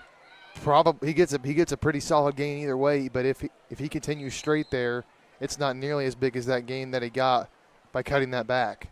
Remember, you can get a first down, too, when you fuel your car and body at Choate's Convenience Store in Albany off US 136.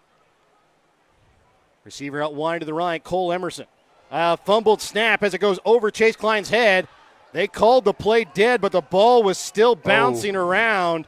And that's going to be a break for the Warriors. That's really upset the Stewartsville Osborn sideline. It was a quick whistle, and it's going to go against Osborn Stewartsville. Yeah, they don't like that, and they probably have an argument. So it's going to push it back to the Warrior 34-yard line. It was a high snap that Chase Klein just couldn't quite bring down. So it'll be a 2nd and 17 here for the Warriors.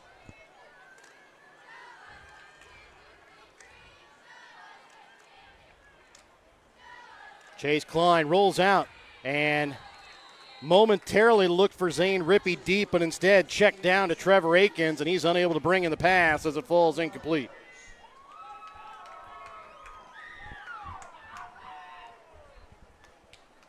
He might have had a shot there with Zane Rippey, but it was going to be a tough pass for him to get it down there. So went for the check down, but Akins just unable to bring in the pass. Brings up now a 3rd and 17 for the Warriors. And this is kind of in that area where the Warriors have kind of shot themselves in the foot a couple of times so far tonight. As Klein hands this one off. Elliott Mercer trying to bounce it outside and kind of got stopped by his teammate Cole Emerson a little bit there, as they're in on the tackle with Skylar Corpinion as he comes up holding his left arm as Mercer takes it down to the 21-yard line.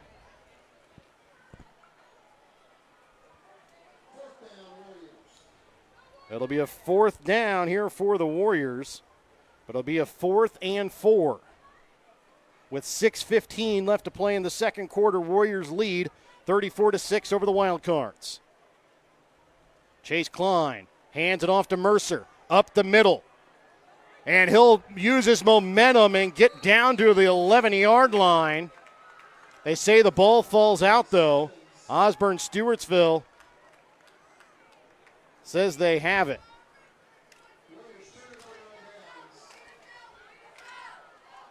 I thought he had enough for a first down, but they're going to call it a turnover on downs here. Yeah, it did look like the second effort that he got the first. And by the way, Stewartsville Osborn was reacting. It looked like they got a fumble, but it looks like on the field it was ruled a turnover on downs. So Osborn Stewartsville will get the football here with 6 minutes left to play here in the second quarter, and they're going to call an official's water timeout. We'll be back after this Petty John Auto Center timeout. Make sure to check out Petty John Auto Center on Facebook or online at pettyjohnauto.com. The Printery in Albany can do all of your printing.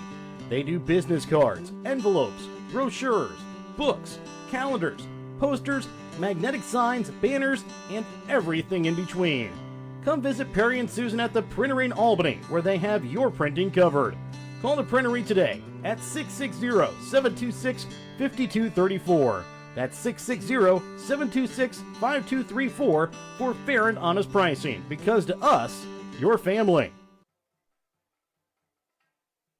Have you looked at Petty John Auto Center lately? We're a full-service Ford, Lincoln, Chrysler, Dodge, Jeep, Ram, Buick, Chevrolet, and GMC dealer. And we're located right here in Bethany and Albany. No matter what you need when it comes to your vehicle, we've got you covered. Factory-certified technicians, OEM and aftermarket parts, and our state-of-the-art body shop, Petty John Collision Center. Plus, vehicle financing options for every budget. So the next time you need anything related to your car, truck, SUV, or van, we're here to help. To schedule service or shop our entire new and used inventory online, visit pettyjohnauto.com. That's pettyjohnauto.com.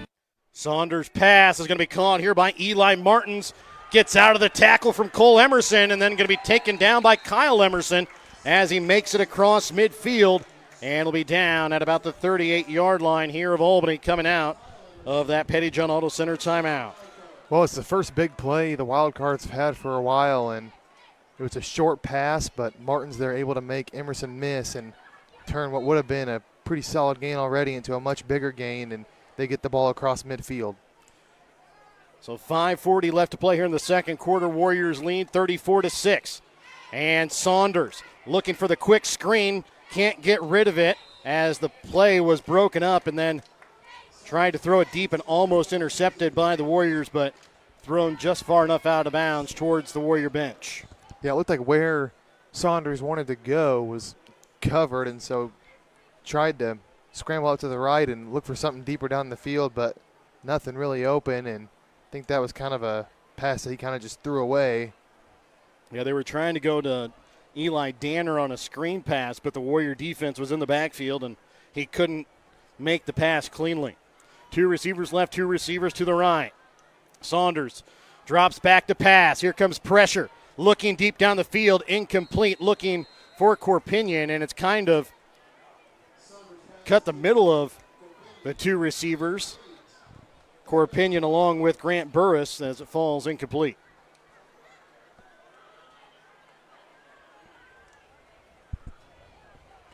So brings up now a 3rd and 10 here for the Cardinals. Chance Gibson and Eli Danner lined up wide to the right. Wide to the left will be Eli Martins and Skylar Corpinion.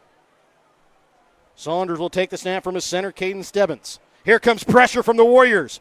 And it's going to be thrown and just missing the intended receiver short.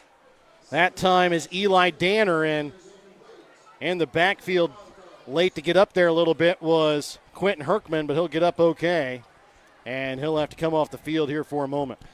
Danner was open and he had space in front of him. He just tried to run with the ball before he caught it. You could see his helmet turn and look upfield before that ball got to him.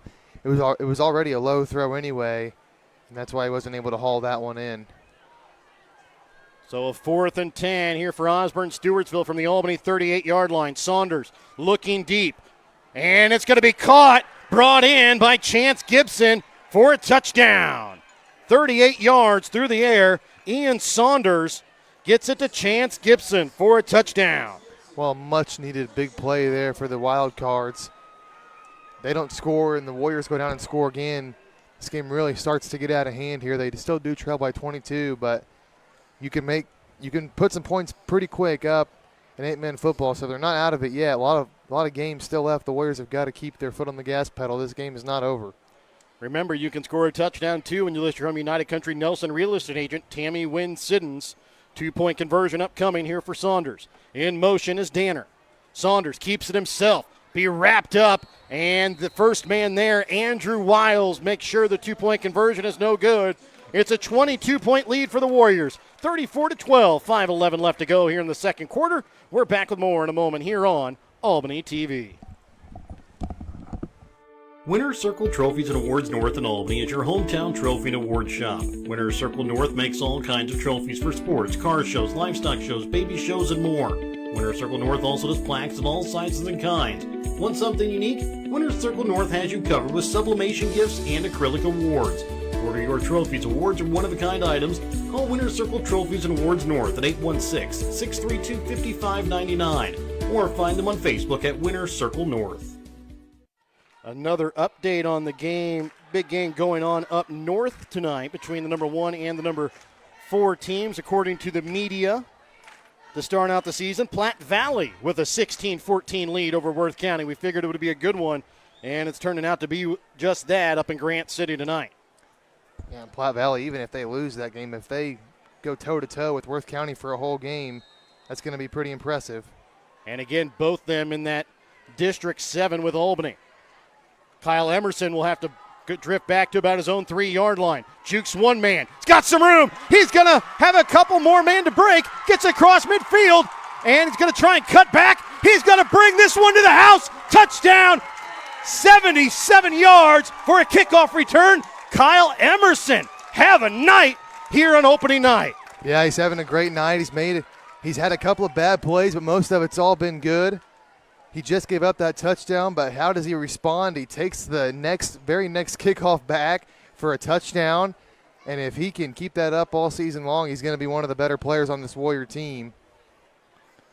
Didn't have much of a role in the team last year other than just a return guy, but he's made a solid impression here in week 1. So he does get the start defensively tonight, but we'll go over some of his stats. so far through not even full 2 quarters, and it's astounding so far for Kyle Emerson. Here comes the snap and handoff to Elliott Mercer. 2-point conversion attempt. Plows through, gets in. It's good. 42 to 12.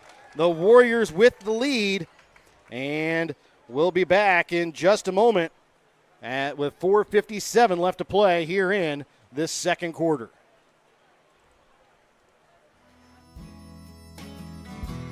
Hogue Lumber Company in Albany is here to help you with all of your DIY projects. Whether you're doing a home remodel, some repair work, a painting job, or a plumbing job, Hogue Lumber Company's dedicated staff can help you get the materials that you need to do the job right. Hogue Lumber Company in Albany is your trusted hometown hardware store and lumber yard for more than 4 decades. And welcome back out again here to Albany. 42 to 12, the Warriors with the lead. Kyle Emerson so far on the night. 2 forced fumbles, 1 fumble recovery, 2 interceptions, 1 return for a touchdown, and a kickoff return for a touchdown. Yeah, he's loaded up. He's loaded and we up still the have 5 scorecard. minutes left in the second quarter. Yeah, he's really just loaded up the scorecard. Really not much you can say. He's done just about everything you can do. He's having a great game. Now, I'm sure he would tell you there are a couple of things he wish he could shore up, as he has been beat a couple of times over the top.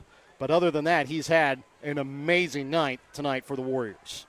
Quentin Herkman will kick this one deep, and it's going to go out of bounds right around the 15-yard line. And that is exactly where it will go out of bounds. That's where Osborn Stewartsville will start with the football. Hey, the only negative you can pin on Emerson in this game is just his coverage. But when you come up with what is it, 2 interceptions and one of them you take back for a touchdown, and then 2 forced fumbles as well. It kind of more than offsets some shoddy coverage from time to time. So Osborn Stewartsville will start out at their own 25-yard line this time.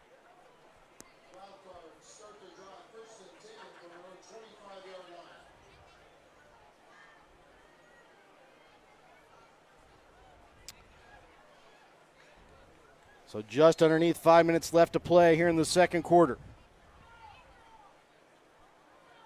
Saunders looking to pass. Here comes pressure from the defensive front of the Warriors. And Andrew Wiles going to push him out of bounds, but flags are going to fly for a late hit.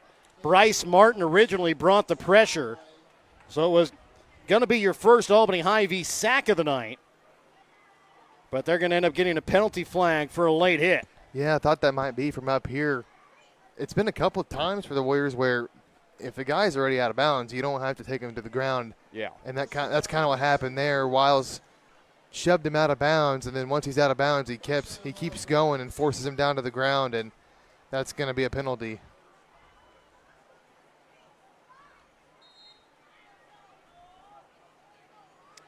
And that will put the ball now on the 36-yard line here of Osborn Stewartsville. The play on 1st and 10 is going to be a handoff here to Grant Burris. And he's going to be hitting the backfield and going to plow forward and pick up about a yard there on the play. Bryce Martin was the first Warrior there on the stop. Yeah, Burris kind of got surrounded by Warriors there, really nowhere to go. Looked like he was going to be stopped for maybe a loss of 1 or no gain, but able to dive forward for a yard. So even though it's a minuscule gain, he does get a little bit when it looked like he was going to get nothing or maybe even lose a few yards. So it'll be a 2nd and 9 here for Osborn Stewartsville. Saunders looking to pass deep downfield, and it's going to be caught inside the 5-yard line. Bringing it in is Eli Martins as he beats his man, Cole Emerson, down the field, down to just inside the 5-yard line. So it's a couple times now where the Warrior defense has gotten beat out on the edge, and that's one thing that you're taught, especially as an 8-man corner. Nothing can get behind you. There's no safety back there to bail you out, and we've seen it a couple times here for the Warriors where the corner is looking down the field and they're chasing a receiver who's got him beat down the field. So 1st and goal from the 4-yard line.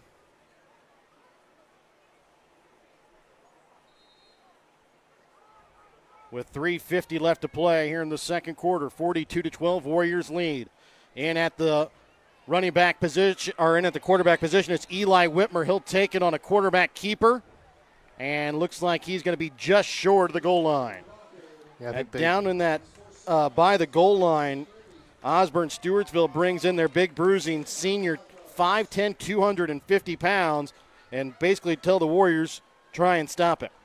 Yeah, you may know it's coming, but can you stop it? That's kind of what they're saying right now, and tried to extend the ball across the pylon, but good call by the official just as he extended it out. Said he was out of bounds, I believe. So good eye there.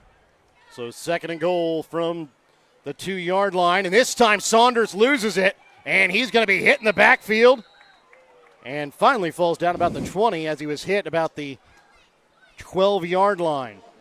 Bryce Martin, Hunter Coyle both in on the stop. All the wild cards were knocking on the door, but a bad snap there. Sales passed. Sales passed the receiver, and looks like the wild cards are going to have an uphill battle here. So that's something that can kill a drive. And now they'll bring back in Ian Saunders at quarterback here, facing a 3rd and goal from their own 8-yard line. Saunders looking to pass, and they're going to get this one to Chance Gibson, and he's going to take it into the end zone. Touchdown, but a penalty flag flies here late, here on the near side of the field. And yeah, that was a super late flag.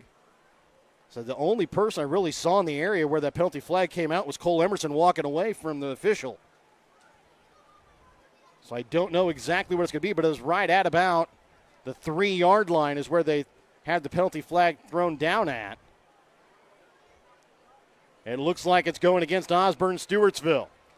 Oh, block. And it's going to be a block in the back penalty. And that's a killer because there was nobody that was gonna stop that play from scoring.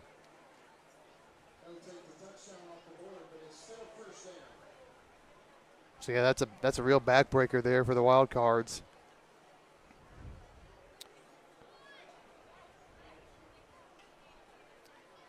So block in the back is going to push this one back to the 18-yard line.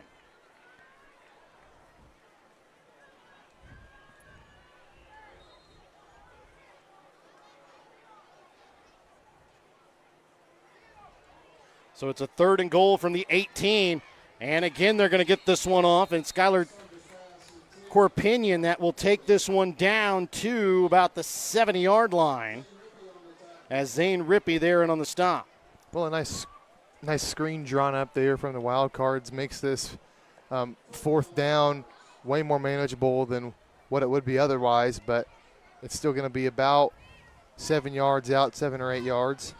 4th and goal from the 7. Saunders rolling out to his left. Pressure from the Warriors. Gets the pass off, and it's going to be caught. Chance Gibson comes away with the completion. But I don't know. The Warriors are calling no catch. I think maybe he got punched out. So are the officials. So pass will fall incomplete. I think it got punched out. So it'll be a turnover on downs, and the Warriors with the football. Well, looks like they're talking about it. I said now they're going to call it a touchdown. Well, I don't know what changed, but it looked like a touchdown from up here. But then maybe it got punched out, and that was the call on the field. But now they've changed it. Don't really know what was said that changed the call. So they're going to give the touchdown here to Chance Gibson.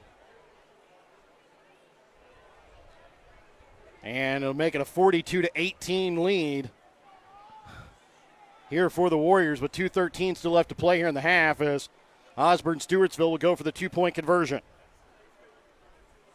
And this one going to be a handoff, and Stopped from the two-point conversion that time is Chance Gibson. Two-point conversion, no good. 42-18. Warriors lead 2:13 left to play here in the second quarter. We're back with more in a moment here on Albany TV. If you are in the market of buying or selling your home, farm, or hunting property, contact Tammy Wynn Siddons of United Country Nelson Real Estate.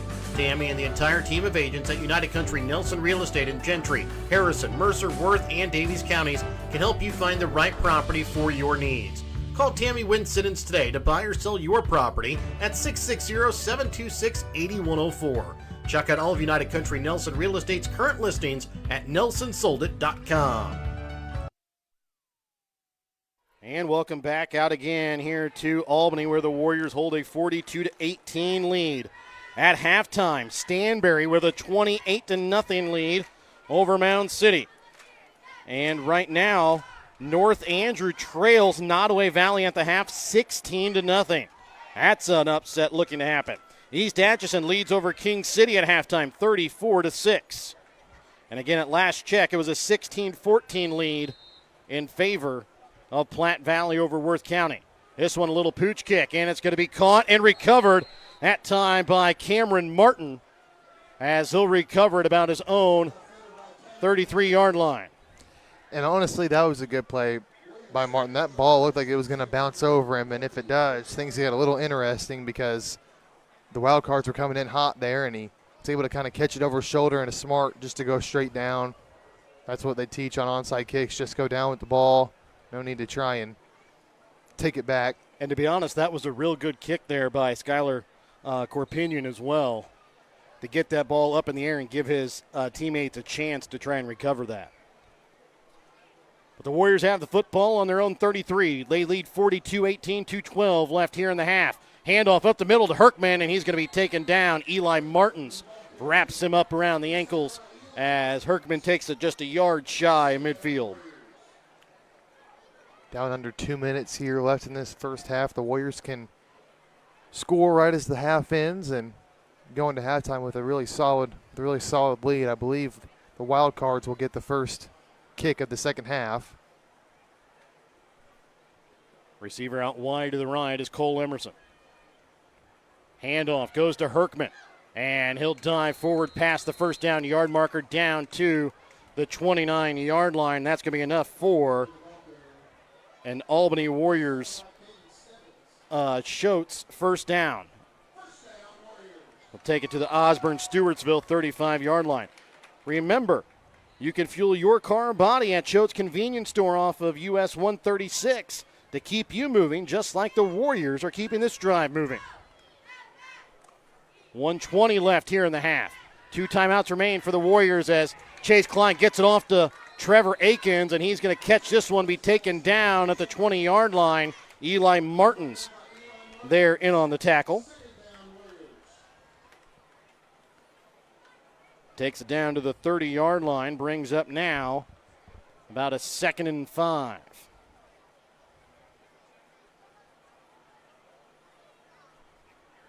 .50 left here in the half. Again, Warriors 2 timeouts remaining. Osborn Stewartsville with 3. Chase Klein looking deep down the sideline. Cole Emerson waits for it, turns around, takes it in the end zone. Touchdown. Remember, you can score a touchdown too when you list your home United Country Nelson Real Estate agent, Tammy Wynn Siddons. That one kind of got left up there a little bit. Emerson had to wait on it, but then takes it and brings it in. Yeah, they're able to connect for a deep ball there, and like you said, Emerson had to wait on it a little bit, but Corpinion kind of stopped early. Yeah. And that allowed it to drop right in Emerson's hands. Corpinion maybe could have made a play on that, at least batted it down, but again, he got a bad read on the ball or something because he was not deep enough to make a play on that. No, and at the moment, a Osborn Stewartsville wild card down on the far sideline at about the 30-yard line. About 40 seconds left here in this opening half. 48-18, the Warriors with a 30-point lead, and they'll have a 2-point conversion attempt upcoming.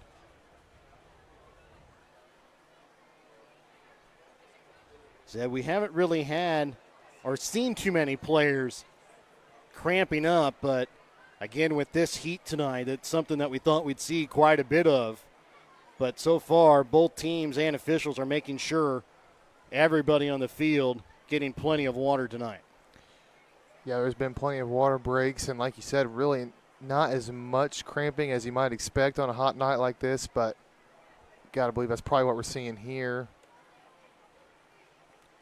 And it's a player is up walking off, trying to figure out exactly who it is. It's the senior Grant Burris as he limps off the field on his own power.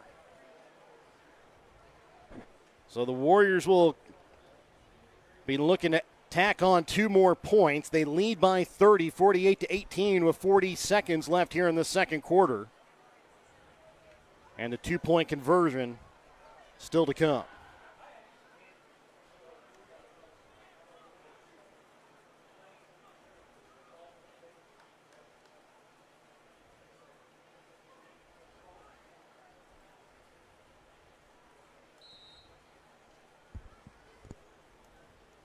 So the 2-point conversion upcoming for the Warriors. Handoff. Quentin Herkman takes it in for the 2-point conversion.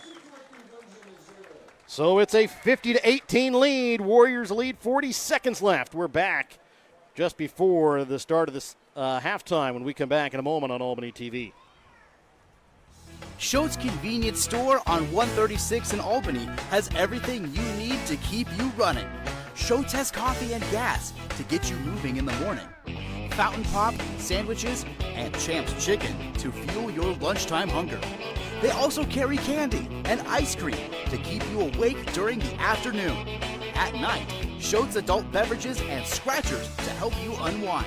That's Schultz Convenience Store in Albany, where they can fuel you up in more ways than one. And welcome back out again here to Albany. 40 seconds left before halftime. An update from the new team, Princeton, in the GRC West over playing 8-man football this year. They trail South Holt 37-28 with about 1:48 left to go in the first half, and their first game in 8-man football. Kickoff from Herkman is going to be picked up about his own 70-yard line here by Chance Gibson, and he's going to be taken down at about the 20.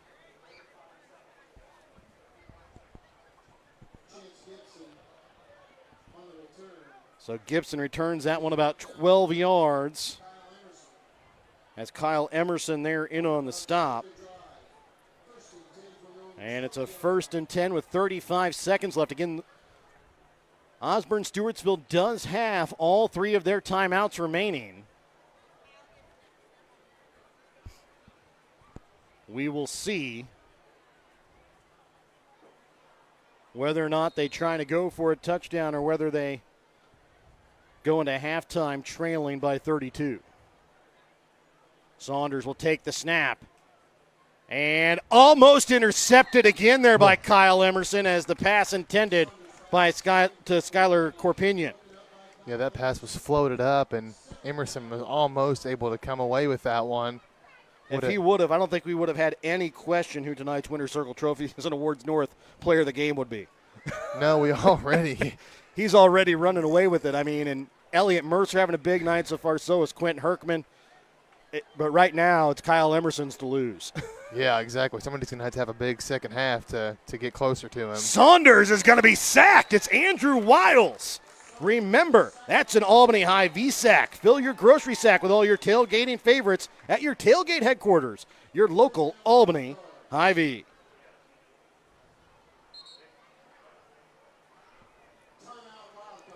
And the Wildcards will take a timeout after that big sack there by Andrew Wiles. We'll be back after this Petty John Auto Center timeout. Check out Petty John Auto Center on Facebook or online at pettyjohnauto.com. Looking for a new or used vehicle? Petty John Auto Center in Bethany and Albany has got you covered. Petty John's makes buying your next vehicle transparent, simple, and easy. We have no hidden fees and upfront pricing on every vehicle in stock at pettyjohnauto.com. That's pettyjohnauto.com. And welcome back out again here to Albany. It's a 50-18 lead in favor of the Warriors. And 20 seconds remain here on the clock. Osborn Stewartsville facing a 3rd and 17. And if the Warriors were able to come away with a stop here, they do have 2 timeouts remaining. Yeah, we'll see if they use them to try and score once again. Saunders looking deep. And pass going to be incomplete, looking that time for Chance Gibson. Trevor Akins there in on the coverage. Well, the clock will stop automatically there, 12 seconds. And then some time will be taken on the punt, but the Warriors could potentially run some plays here to try and score before the half. Well, and you've got Kyle Emerson back to try and receive the punt, and he's already returned to kickoff, so plus an interception. Yeah, he may not have to worry about it. Might just do it right here. Warriors, well, at the moment they don't have anybody back. They're going to send Cole Emerson back this time, as Skylar Corpinion again to punt from his own 5. High over towering punt that's going to bounce out of bounds at the 28-yard line of Albany with 5 seconds remaining. Yeah, 5 seconds left. Probably time for this one play. Warriors might just need this one in the second half. That's kind of what I would say. Just take it into halftime, leading by 32. Yeah, just take your lead. No need to risk, someone getting injured, because this would be probably the worst time to do that on a play where you can just knee it and take a big lead into halftime.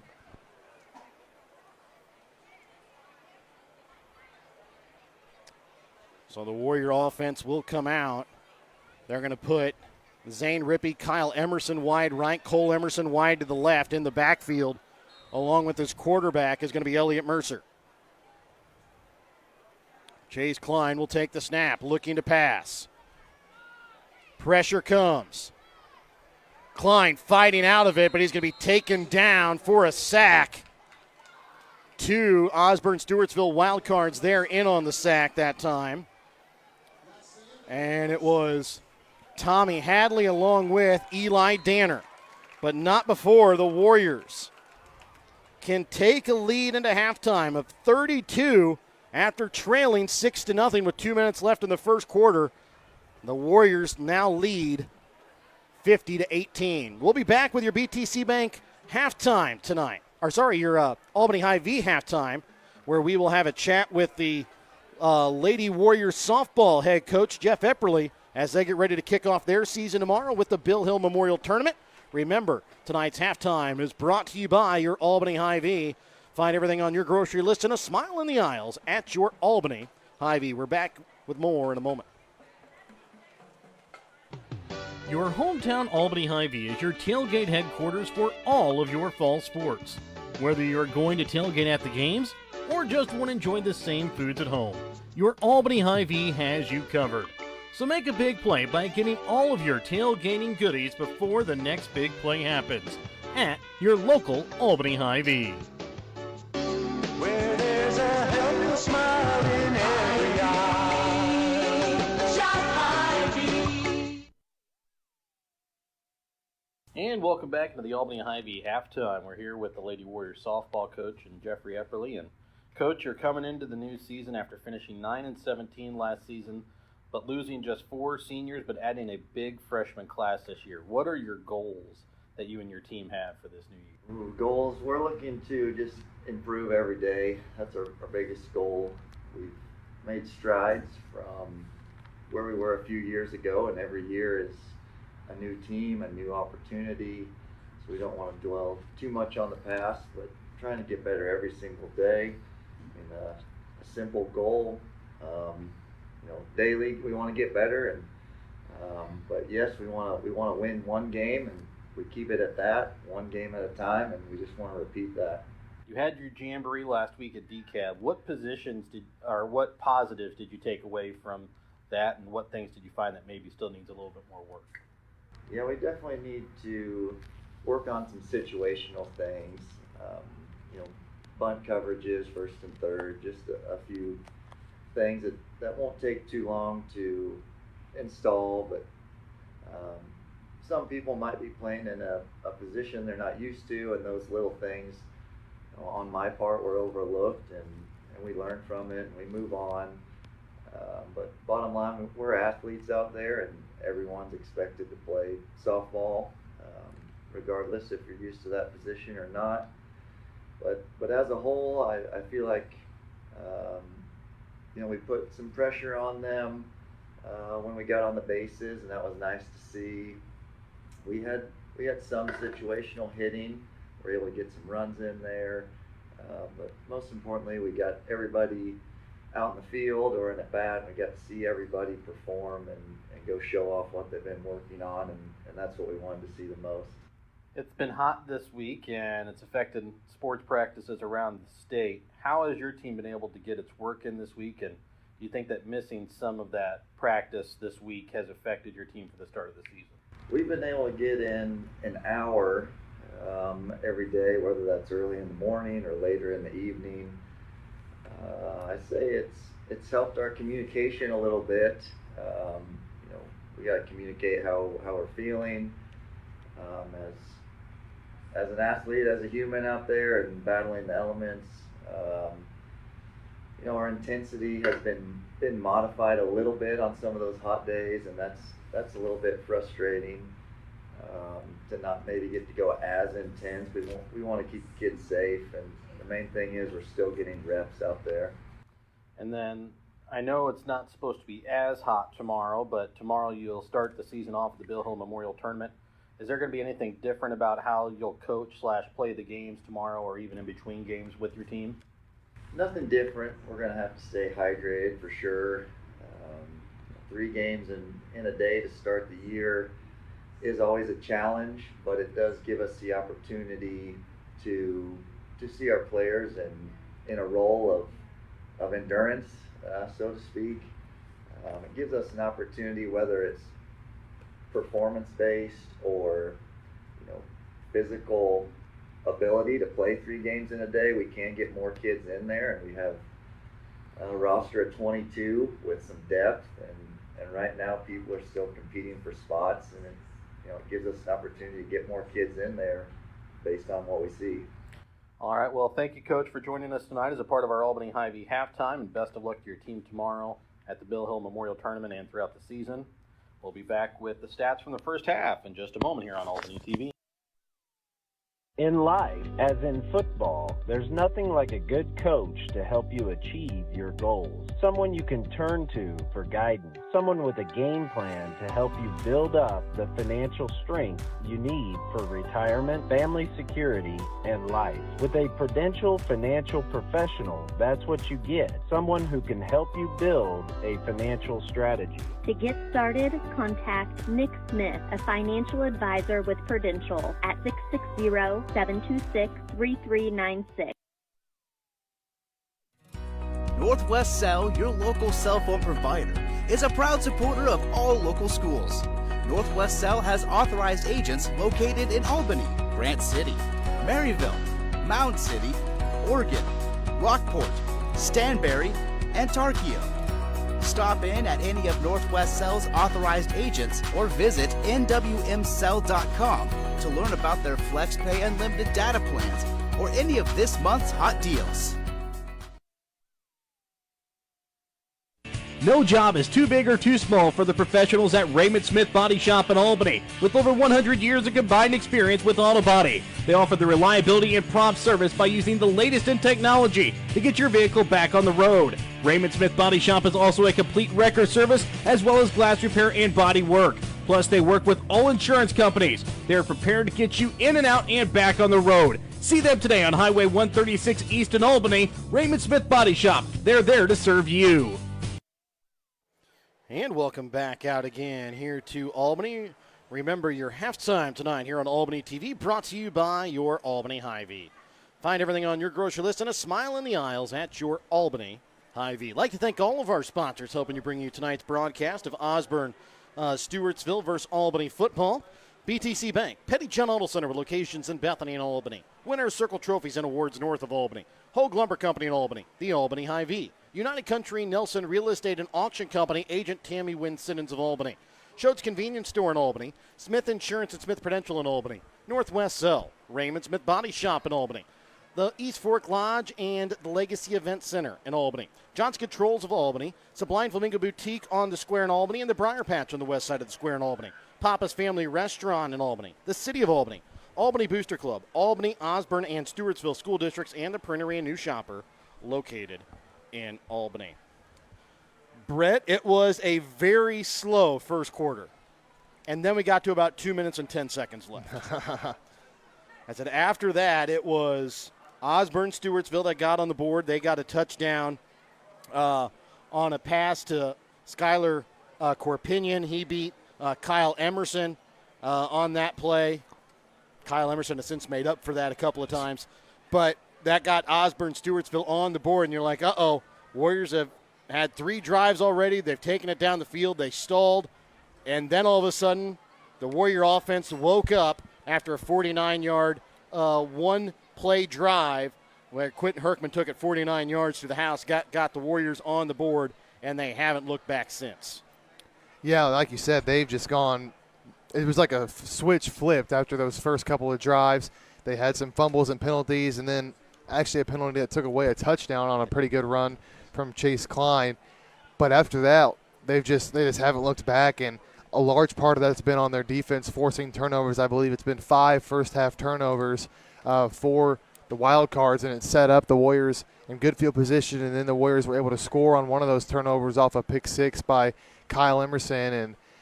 And early in the game, after the Wild Cards put up the first 6 of the game, you were kind of wondering a little bit, oh man, are the Warriors going to really struggle here? Because if they struggle here against, in no disrespect to Stewartsville, Osborn, Stewartsville, but they're not going to be able to win some of these games against tougher opponents if they're not able to come out of this one.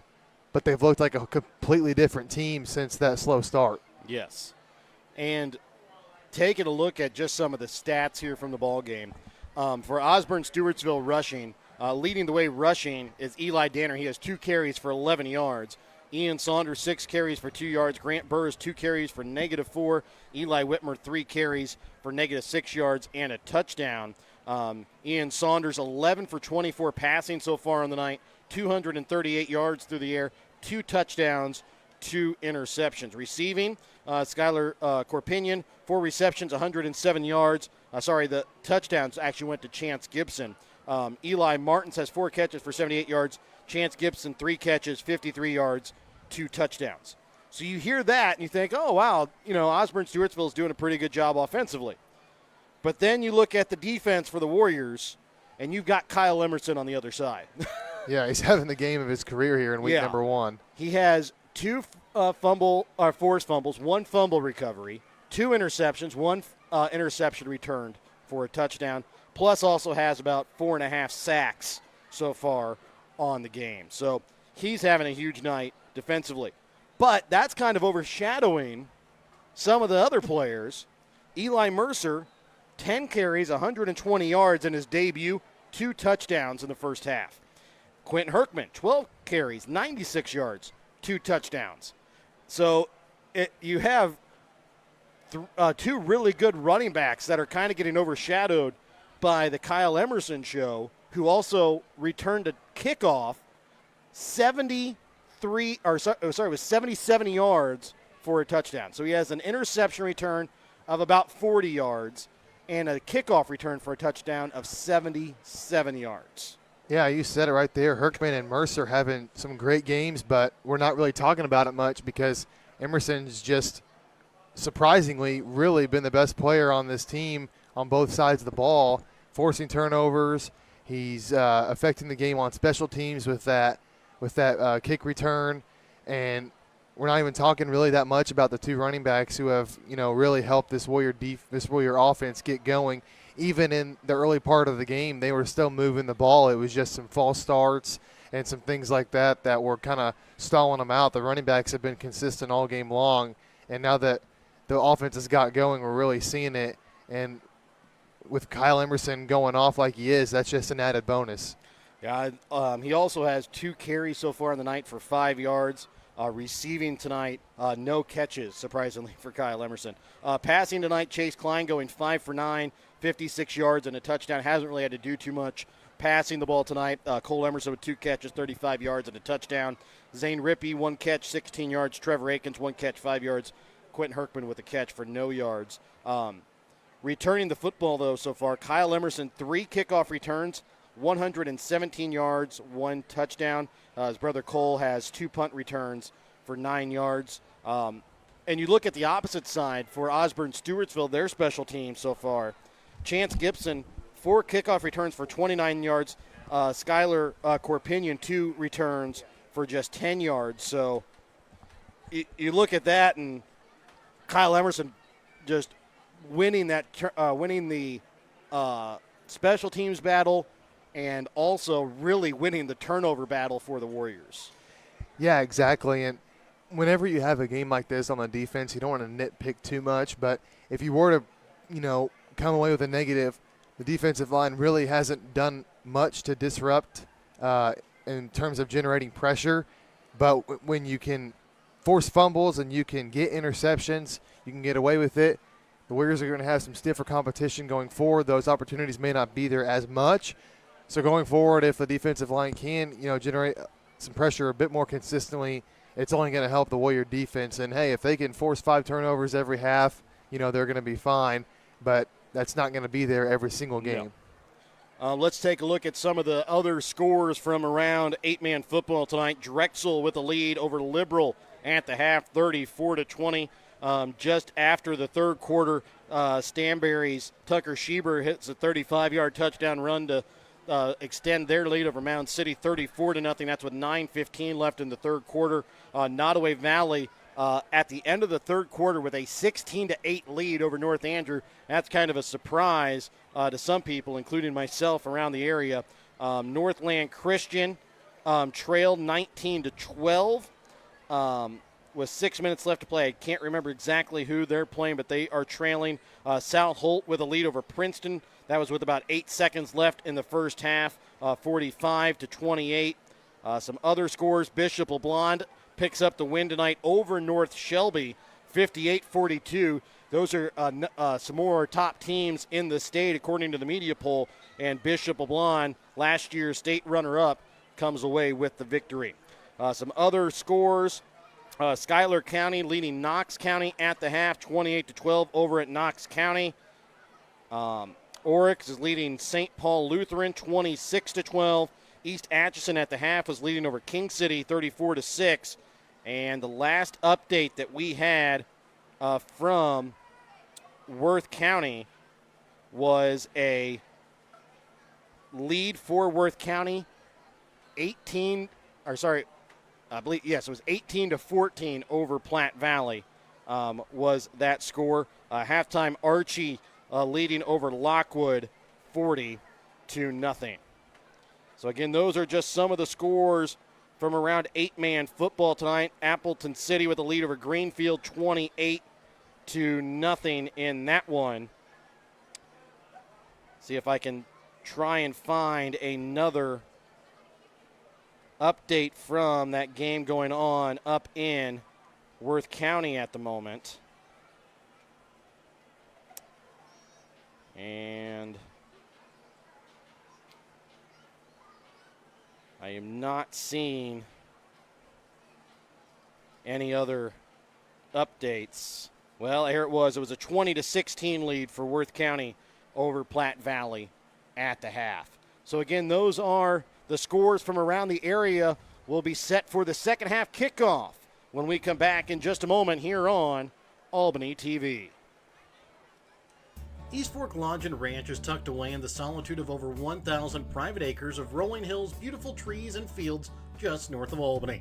East Fork Lodge is complete with 11 private suites, 3 private cabins, and all the amenities you could ever desire. You're sure to be comfortable when staying only a few days or just a few hours. East Fork Lodge is the perfect location for weddings, corporate retreats, reunions, family vacations, or even a weekend getaway with some friends. Email Jamie at eastforklodge.com for more information on East Fork Lodge and Ranch.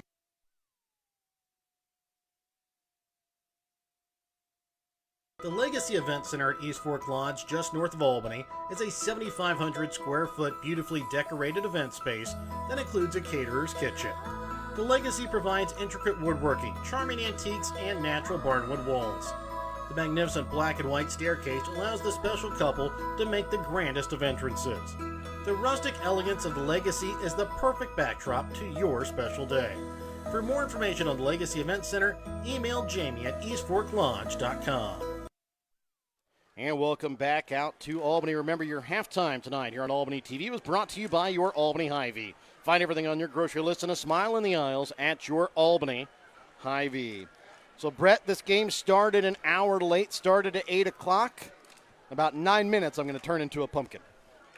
And it looks like a lot of the rest of the crowd tonight, as well as the crowd is kind of sparsed out a little bit here during halftime.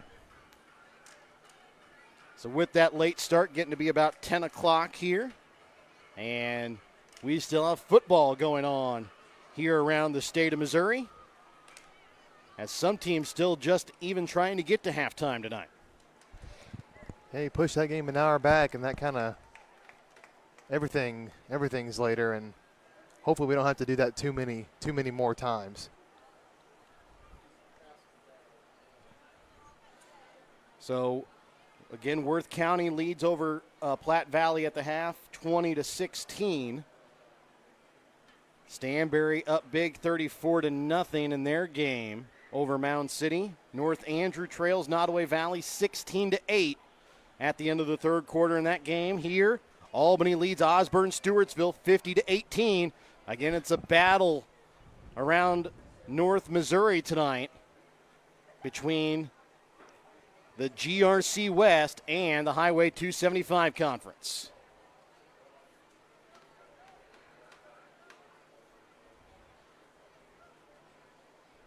So on to kick off. Here is Quentin Herkman back to receive the kick is Skylar Corpinion.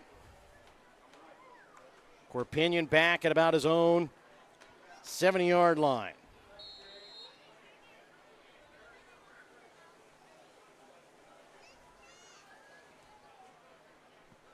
And Corpinion will catch it on the run at his own 15-yard line. Trying to break it to the outside. He's going to be taken down. Colt Emerson on the stop down at the 25.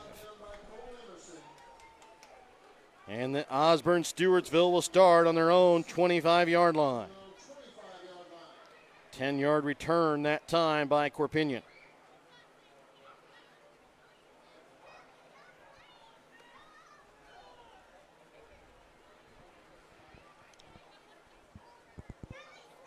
(50-18), Warriors lead by 32 here to start the second half of play.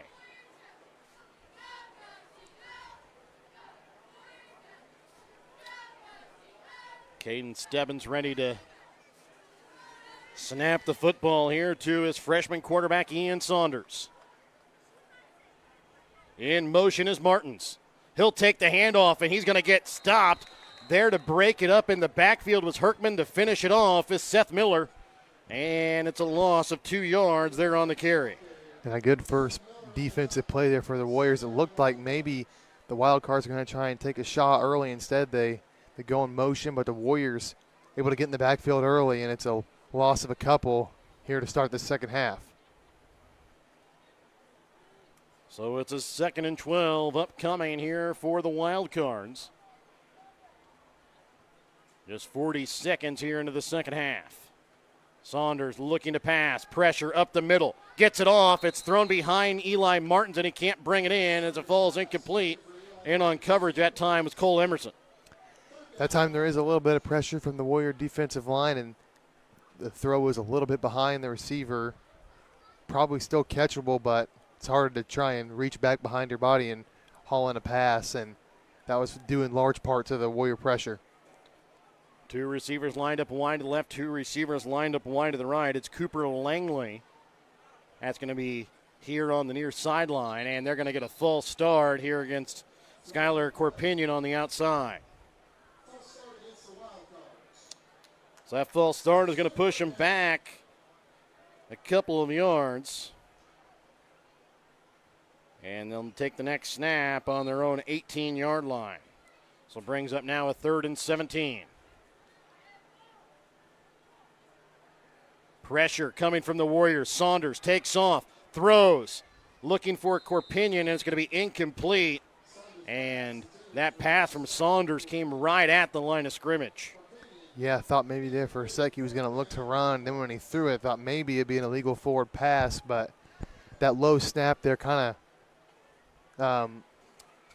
set Saunders kind of scrambling around immediately. And now the Wild Cards are going to have to punt this ball away. They go 3 and out on their first drive. And I think looking back, Saunders, a freshman, a little bit more maturity, that might be a ball he tries to take off and run, as he did have room in front. Corpinion had a little trouble picking that one up off the snap. Gets it off. Cole Emerson back to receive. And he's going to be shoestrung tackle down at the Osborn Stewartsville 34-yard line, as Eli Danner there on the stop. Or sorry, it was Cooper Langley on the stop.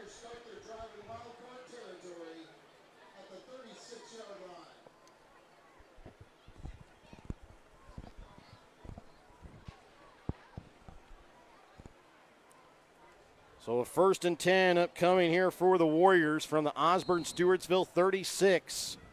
Just a minute 2 gone here in this third quarter of play. Warriors lead by 32, 50-18. Kyle Emerson lined up wide to the right this time. Handoff goes to Herkman. He'll try and cut back. Bruises through one tackle and finally taken down by Tommy Hadley along with Elliot Stakowski. It's an 8-yard carry on the play that time by Herkman.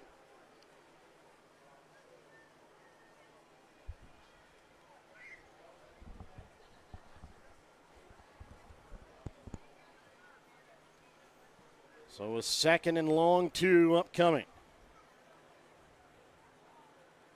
Handoff goes to Herkman. A little bit of miscommunication there as Herkman and Chase Klein kind of collided with each other in the backfield. And it'll be a loss of about 2 yards there on the carry.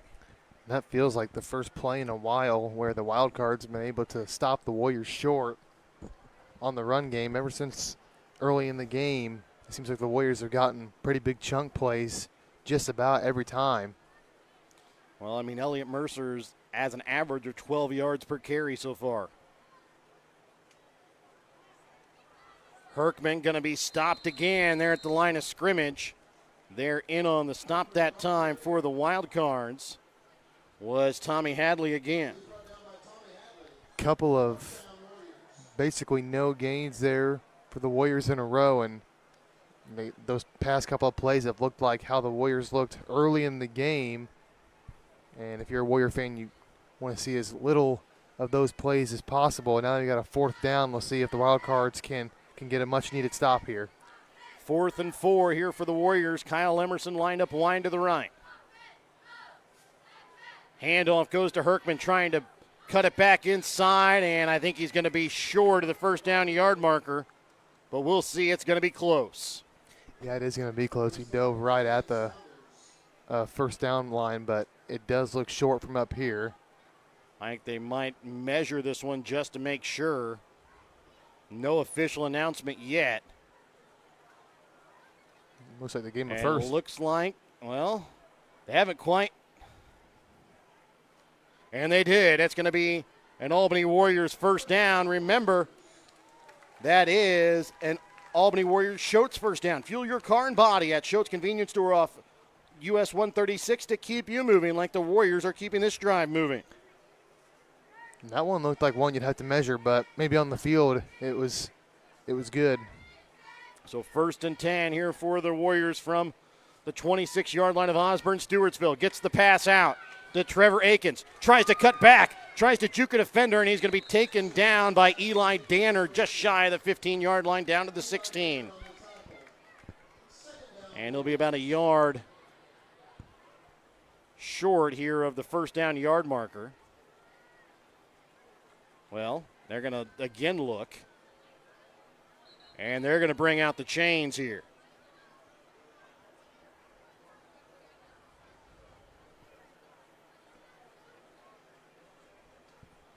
Again, that hump on the field when you're just on the other side of it is really hard to tell when you're looking just straight across at the chains. So they're going to check this one to see. And by the spot of the football, I think they're going to have it. And they will. That is going to be another Albany Warriors Schultz first down. Remember, you can fuel your body or car at Schultz Convenience Store in Albany off US 136 to keep you moving like the Warriors are keeping this drive moving. Well, once they brought the chains out, it showed that the Warriors had a first down by almost the length of the football. And after they kind of got off to a slow start this drive with those 2 plays where they didn't get much, we got 2 first downs in a row here, and we'll see if they can get in the end zone once again. So a 1st and 10 from the Osborn Stewartsville 16-yard line. Chase Klein will take the snap with Trevor Akins to his right. Quentin Herkman lined up about 2 yards behind him. Here's the snap. Handoff. Goes to Herkman up the middle, trying to carry defenders. And he'll only get about 3 yards on the carry down to the 13-yard line. Brings up now a 2nd and 7.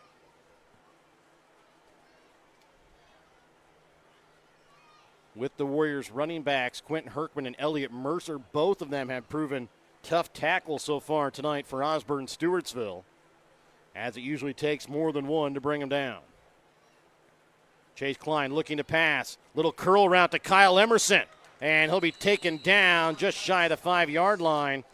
It's Eli Danner and Levi Lindsay there in on the stop, but not before the Warriors can get another Albany Warriors Schultz first down.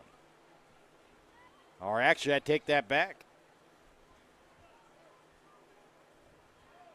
And it is going to be a first down. So we have first down to the 6-yard line.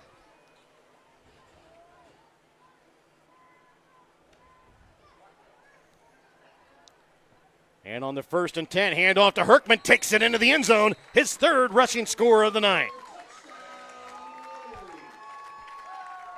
Remember, you can score a touchdown too when you list your home with United Country Nelson real estate agent Tammy Wynn Siddons.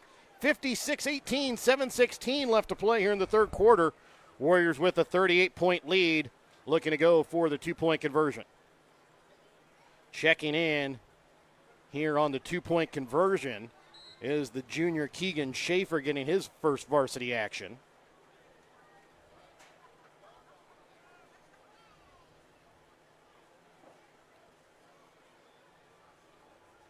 And keeping himself is Chase Klein, trying to bounce it outside. And he will not make it as he'll be pushed out of bounds at the 2-yard line. Eli Whitmer there in on the stop that time for Osborn Stewartsville. So 2-point conversion, no good, but the Warriors still score another touchdown. They lead 56-18, 7:16 left to play here in the 3rd quarter. We're back with more in a moment here on Albany TV. If you're looking to join a stable and growing company, Johnson Controls in Albany is the place for you. They are currently hiring for multiple positions, including welding, electrical, and general assembly. Johnson Controls offers excellent benefits: medical, dental, vision, life insurance, 401k, health savings account, and paid holidays.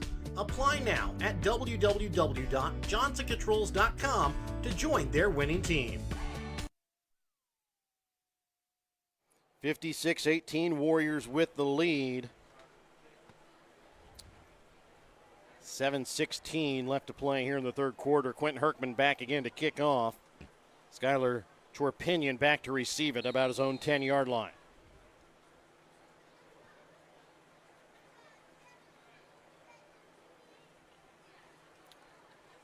And the kick from Herkman is going to be caught at about the 21-yard line here by Ryan Orta, and he's going to break free, loses the football, but was already down as he crosses the 35-yard line. They're going to mark him down at about the 36-yard line. So Ryan Orta catches that one about his own 21 and returns it to the 36. And we'll have an officials water break timeout. We'll be back with more after this Petty John Auto Center timeout here on Albany TV. If your little fashionista is needing a new trendy outfit for her closet, stop by Sublime Flamingo Boutique on the west side of the square in Albany. They carry girls' clothing in sizes newborn to 14. Sublime Flamingo Boutique also sells prom dresses. With so many styles in stock, you're sure to find something you will love. Call to schedule your dress fitting at 660-851-1122. or visit SublimeFlamingoBoutique.com to make an appointment. We can't wait to help you find the perfect dress. And welcome back out again here to Albany. 56-18 is the lead in favor of the Warriors with 6:58 left to play here in the third quarter. And it's going to be a pitch out here to Eli Danner. And he'll pick up short yards there on the play before he's tackled out of bounds. Hunter Coyle along with Elliott Mercer there on the stop.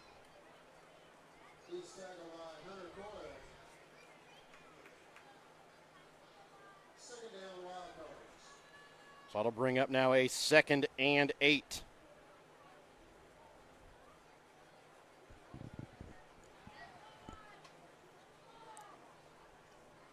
Again, Osborn Stewartsville will keep the offense spread out here as they have all night. Saunders looking deep. And Emerson knocks it away. Cole Emerson this time, just in time to keep Eli Martins from coming up with that pass, and it would have been a big one that time for Osborn Stewartsville.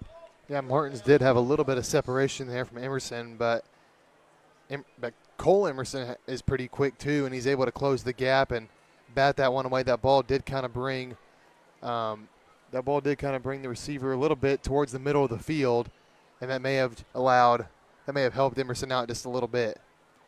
And that time Saunders was a little slow to get up, but kind of limped over towards the sideline a little bit to get the play, but seems to be okay. He has to get this one off quick. 1 second left on the play clock, and they just get it off. Throwing deep, and just over Emerson's outstretched fingers. Kyle Emerson couldn't come up with a play there as Corpinion takes it in the end zone, and he'll come up limping a little bit. And that's a touchdown there for Osborn Stewartsville to make it 56-24, a 42-yard pass from Saunders to Corpinion. Yeah, and Corpinion again gets separation from Kyle Emerson, and he tried to bat it down, but just too far behind, too far from his hand. And another deep touchdown here for the Wild Cards. So that one missed Kyle Emerson's fingertips by just maybe a couple of inches. Remember, you can score a touchdown too when you list your home United Country Nelson Real Estate agent Tammy Wynn Siddons. 5:21 left to play here in the third quarter. Osborn Stewartsville going for the 2-point conversion to make it a 30-point ball game. Saunders calls Danner in motion. Saunders keeps it himself, and he is going to be taken down or stopped. 2-point conversion, no good. So it stays at a 32-point ball game. 5:21 left in the third quarter. We're back with more in a moment here on Albany TV. The Briar Patch on the west side of the square in Albany has gifts for every occasion. The Briar Patch can help you with fresh flowers, green plants, candles, willow tree angels, customized cups, and so much more. They also deliver your gift items. Don't forget, the Briar Patch also features tuxedo rentals for all occasions. To schedule a fitting for your tux or to order your one-of-a-kind gifts, call the Briar Patch on the square in Albany at 660-726-4170. So what was a 20-16 point game at the half in favor of Worth County has turned into a track meet in the third quarter. It's a 32-28 Platte Valley lead over Worth County now with 7:39 left in the third quarter in that one. Kind of like how our first quarter started here. Little pooch kick that's going to be recovered here by Bryce Martinez. He'll take it and just fall on the ground with it. And the Warriors will start on their own 38-yard line. Well, the Wild Cards do get on the board. They add 6 more points, but not before the Warriors are able to get 6 of their own. They've got to start getting some stops here and cutting into this lead a little bit. There is still a little bit under a quarter and a half left to play, but they've got to start cutting into this lead if they want to have a chance. They're going to have to start forcing some turnovers or some quick 3-and-outs. It's a 32-point Warrior lead. Kyle Emerson lined up wide to the right. Elliott Mercer behind his quarterback, Chase Klein.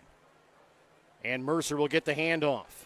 And again, he'll break free as he'll have about another 11 to 12-yard gain. He averaged 12 yards in the first half, and he's got another 12-yard carry there for another Albany Warriors Schultz, first down. Remember, you can fuel your body and car at Schultz Convenience Store off of US 136 in Albany to keep you moving, just like the Warriors are keeping this drive moving.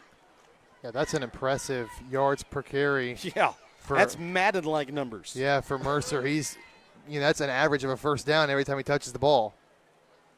Handoff goes to Mercer again. And again, he's going to break loose, and he'll make it down to the 20-yard line, another 10-yard gain. And that is going to be enough for another Albany Warriors Schultz first down.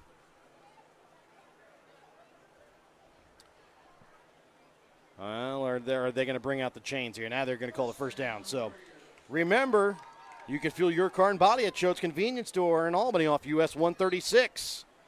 Mercer comes up hobbling over to the sideline as Quentin Herkman will take his spot. And I believe just cramping for Mercer. And Herkman will take this one. He's got some room to get in the end zone. And he does. Touchdown. Quentin Herkman, a 20-yard touchdown run here from Herkman makes it a 62-24 Warrior lead. And another touchdown here in the second half for Quentin Herkman. This duo of Quentin Herkman and Elliott Mercer is proving to be that they're going to be a formidable running back duo here for the Warriors this season, especially if they can keep putting up numbers like they have in this game. 6 total touchdowns between the two, 4 so far for Quentin Herkman as he brings that one in from 20 yards. He's also got one tonight of 49. 2-point conversion upcoming. Chase Klein, end zone, touchdown, Zane Rippey. 2-point conversion is good. 64-24. It's a 40-point Warrior lead. And we will be back after this timeout. Remember, you can score a touchdown, too, when you list your home United Country Nelson real estate agent, Tammy Wynn Siddons. Whether you're hungry for a burger, steak, fish, Mexican, or fresh salad bar, Papa's Family Restaurant in Albany has it all. Papa's also has daily lunch specials with the lunch buffet on Wednesdays. Make sure you leave room for dessert, though, because you shouldn't leave without trying some of Christie's homemade pies, cookies, or other goodies. For a delicious meal at a great price and an even better atmosphere, you have to head to Papa's Family Restaurant on 136 in Albany. And welcome back out again here to Albany. Just a little over 4 minutes left to play here in this third quarter, and it's a 64-24 40-point Warrior lead. And right now, Quentin Herkman adding his name to the chase for the Winner's Circle Trophies and Awards North Player of the Game along with Kyle Emerson. This one going to go off the hands of Levi Lindsay, and he'll fall on it back on his own 18-yard line. So that is where Osborn Stewartsville will start their next drive. At their own, well, they're going to mark him down at the 19-yard line.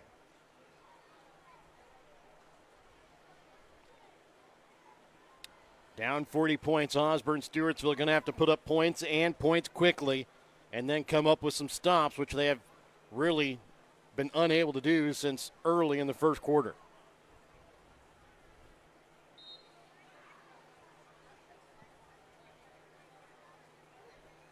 Saunders will take the snap. Quick pass on the screen to Eli Martins. And he'll pick up about 2 to 3 yards there on the play. As Cole Emerson there in on the stop that time.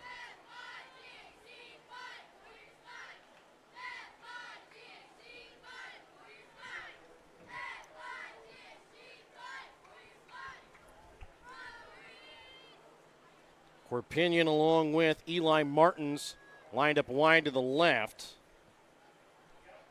Cooper Langley has to come and run over to talk to his quarterback for confirmation of the play with 5 seconds left on the play clock. In motion here is Cooper Langley, and it's going to be handed off to Eli Danner in the backfield, and he'll get taken down as Andrew Wiles there on the stop, but I believe they're going to get a penalty flag, though just shy of the first down yard marker, and I believe it's going to be a face mask penalty here against the Warriors, and it is. Well, it was a nice run play there for the Wildcards to get Danner in some space off the edge and then tack on some free yards because of the face mask of the Warriors.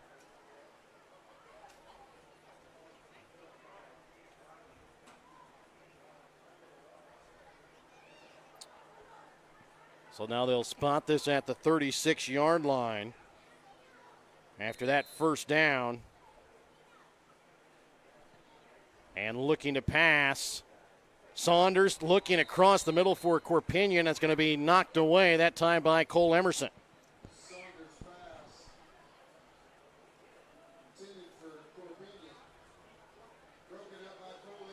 And for Osborn Stewartsville, doing a really good job of running almost pick plays on some of the defensive backs. I think that's one of the reasons why you've seen so many of those receivers been able to get away and break loose for some big plays, as they're running some pick plays right about the 5 to 10 yard mark with some of their receivers. And this one's going to be a pitch out to Eli. Danner breaks one tackle and can't break away from Andrew Wiles as he throws him down, but not before Danner brings it across midfield down to the Albany 36-yard line.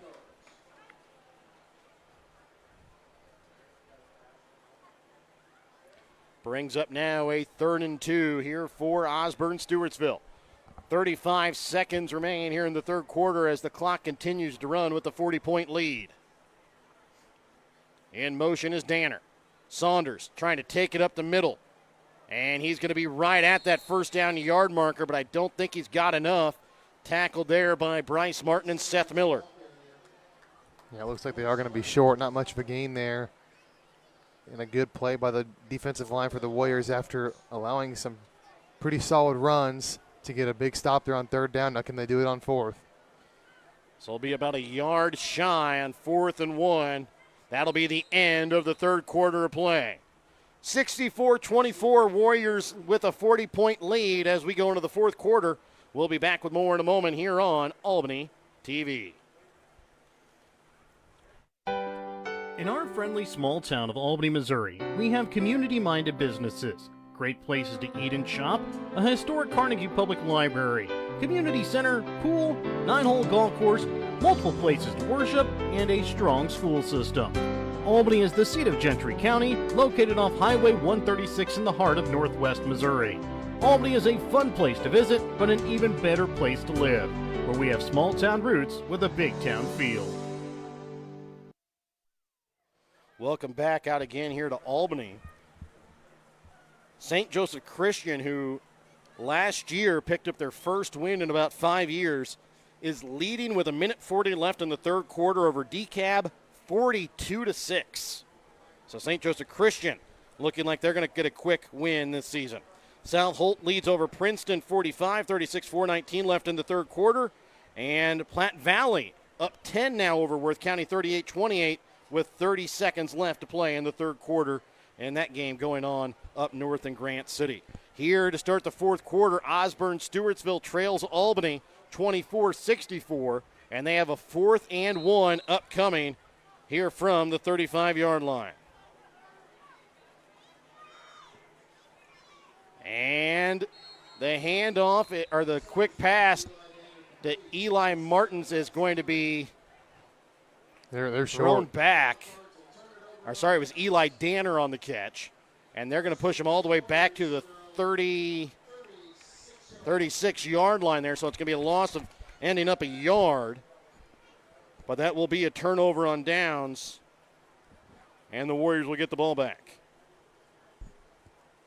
Yeah, the Warriors have not really allowed big gains out of those quick throws to the outside receivers. They've done a good job defending those all game, and the Wildcards went to it on 4th and 1, so that shows they're pretty comfortable with that play, but the Warriors stop it short.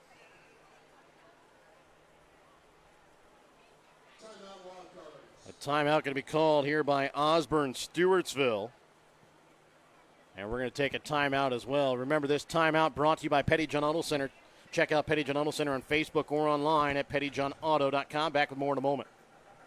The Albany Booster Club is raffling off a brand new 2022 John Deere XUV 835M. You can get your ticket by talking with an Albany Booster Club member or at Hogue Lumber Company in Albany or by messaging them on the Albany Booster Club Facebook page. The cost per ticket is $100, but there will only be 300 tickets sold. So get your ticket for a brand new 2022 John Deere XUV 835M now before all tickets are sold. The proceeds of the tickets will be used on Albany R3 students through the Albany Booster Club. Pettyjohn Auto Center in Bethany and Albany is a proud sponsor of Albany TV. Pettyjohn's is your local Ford, Lincoln, Chrysler, Dodge, Jeep, Ram, Chevrolet, Buick, and GMC dealer. For new and used vehicles, certified service, and collision center, visit pettyjohnauto.com. And welcome back out again here to Albany. As we're 30 seconds here into the fourth quarter of play, 64-24 Warriors with the lead and the football. 1st and 10 from their own 36-yard line.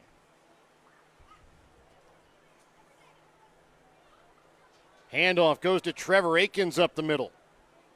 And he'll get out to about midfield here.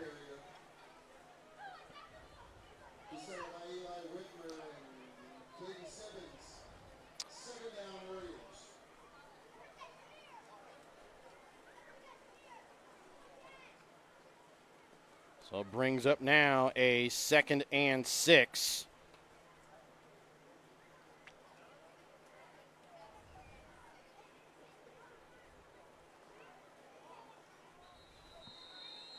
And a handoff here by Chase Klein, or well, keep there by Chase Klein is going to be taken down about a yard short of the original line of scrimmage.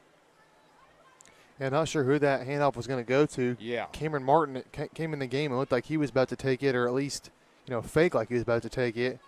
But just a poor delivery there, and Warriors couldn't do anything.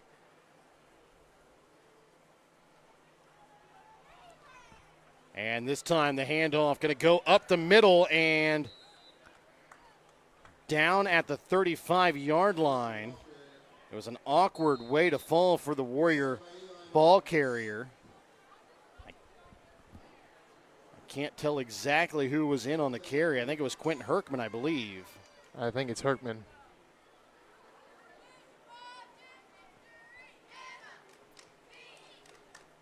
So the way he kind of got upended there to the 35-yard line. Don't know if his head went first into something or whether his leg kind of got caught in something. But he came down kind of awkwardly, just shy of the Osborn Stewartsville 35-yard line. Yeah, it's Herkman. I was thinking it was either him or Mercer, and I see Mercer standing on the sideline. And it was Herkman there. He'll get up and walk off under his own power. So that'll bring up a 4th and about 3 here for the Warriors with 10-10 left to play here in the fourth quarter. More than likely, that's probably going to be the last we see of Quentin Herkman tonight. Not because of the injury, but just with the score the way it is, and you don't want him to get injured. So the snap taken here by Chase Klein. Handoff up the middle. Bouncing it outside is going to be the junior Keegan Schaefer. And he's going to have enough for an Albany Warriors Schultz first down. Remember, you can keep your car and body fueled and moving when you stop at Schultz. Just off of 136 in Albany, just like the Warriors are keeping this drive moving as he takes it down to the 32-yard line. Handoff again goes to Schaefer. Tried to cut it back inside, lost his footing and fell down about 2 yards shy of the line of scrimmage. Yeah, Schaefer falls down there. Unfortunately, lost his footing. And that jamboree last Friday, he got some snaps too, and really did a good job with the snaps he was given. He's a guy who maybe could get some spot snaps here and there. Warriors have probably about 4 guys who could realistically get a few snaps here and there as a varsity running back.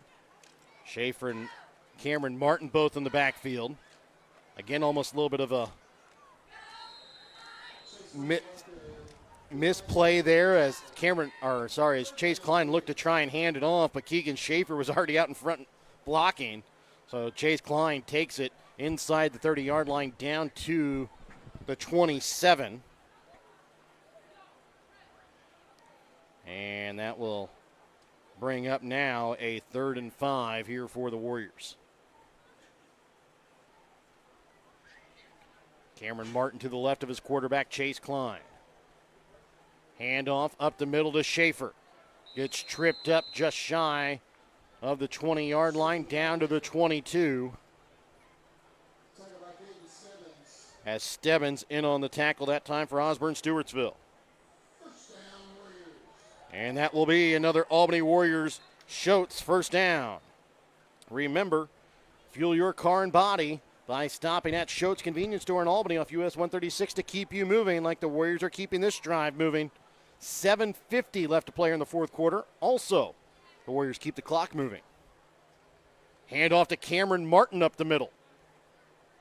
And he'll pick up 2 yards before he's stopped by a host of wild cards. As Eli Whitmer there on the stop that time. Brings up now a 2nd and 8.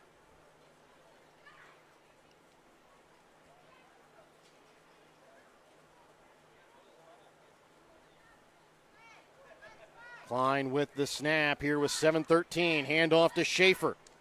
And he's going to be wrapped up and thrown down. Tommy Hadley with the stop.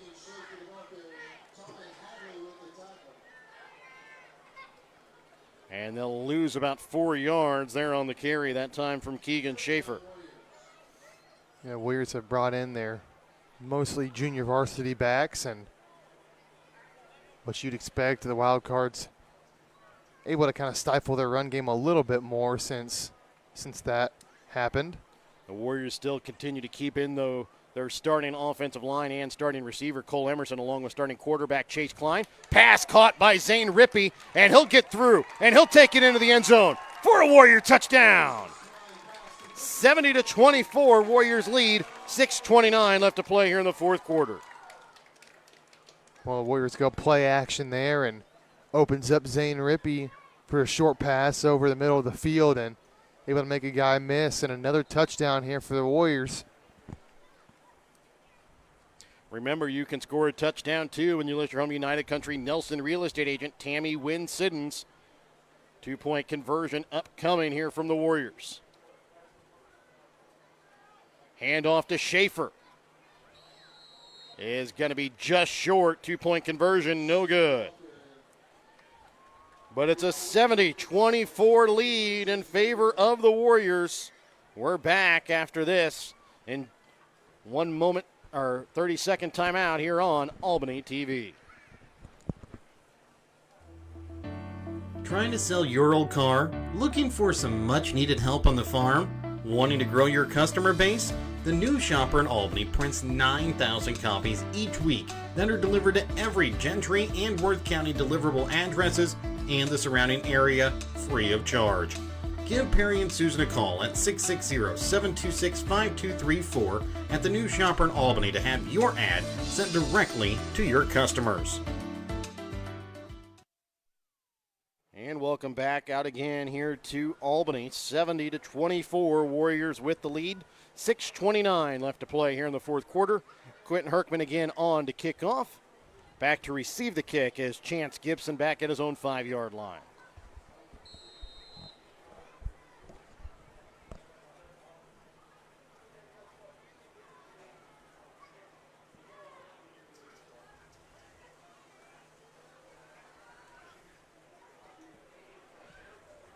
Actually, I take that back. That is Gibson that has it. He's going to take it at the outside. He's going to be taken down right just short of the 35-yard line, down at the 34, caught about his own 10-yard line. Yeah, pretty good return there. Takes it to just shy of midfield. Sets the Wild Cards up with some pretty solid field position. So 1st and 10, running clock here for Osborn Stewartsville as the Warriors just kind of proved to be a little too much as they just continue to pull away. And they lead here by 46.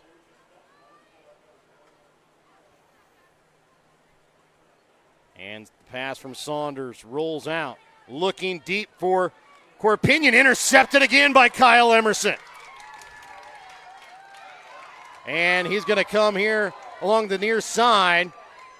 And a penalty flag flies. I think they're going to get Trevor Akins for a blindside block. But, man, that looked like it wasn't. As Emerson takes it all the way back to the Osborn Stewartsville 32-yard line.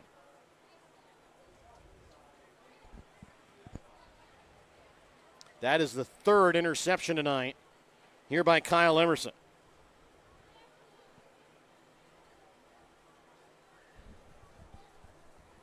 As that one was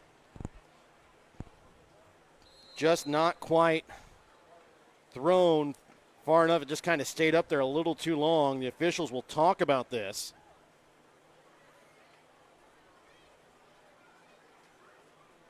Trying to see exactly what they're going to call here. They're going to call a water timeout, but they never announced the penalty, and it is going to be a blindside block. So it'll just be backed up on the return. They'll still get the interception. Yes. So 3 interceptions for Kyle Emerson. He's having a great day. Again, like you said, that pass was just floated up a little bit too much. And Kyle Emerson's made the most of those, even though he may be just about a step behind. He's right in position to take advantage of those passes, because right now Saunders is just kind of floating him a little bit too much. Remember, this timeout brought to you by Petty John Auto Center. Check out Petty John Auto Center on Facebook or online at pettyjohnauto.com. Again, 3 interceptions on the night for Kyle Emerson, including 2 forced fumbles, 1 fumble recovery, 1 interception return for a touchdown, 1 kickoff return for a touchdown, and we're going to have the backups in here for the Warriors, as coming out to take the snaps for the Warriors is going to be Jace Palmer. Snapping the football to him will be the freshman Jay Anthony. Also on the line, Porter Runnels along with Evan Sturkis. Lined up wide to the right here will be Jared Owens. Handoff goes up the middle to Keegan Schaefer, and he'll rush forward for about 3 yards there on the play. Saw at the Jamboree last Friday night the timing on the handoffs between Schaefer and Jace Palmer just a little bit off. You got to believe they worked on that this week in practice. That first one did look a little better than what we saw last week, so we'll see here if they can keep that up, because they worked on it. Orrin Ellis will line up wide out to the right this time. Remington Miller to the right of his quarterback, Jace Palmer. Is this one again going to be handed off to Keegan Schaefer, the up back, and he's going to plow forward out to the 20-yard line, and that should be enough for another Albany Warriors Schultz first down. Remember, you can fuel your car and body at Schultz Convenience Store in Albany off US 136 to keep you moving like the Warriors are keeping the chains and the clock moving. 4:24 left to play here in the fourth quarter. 70-24, Warriors with the lead.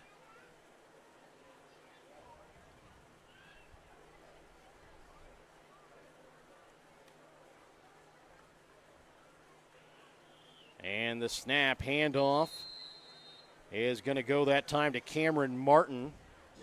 And he'll lose about a half a yard there on the play.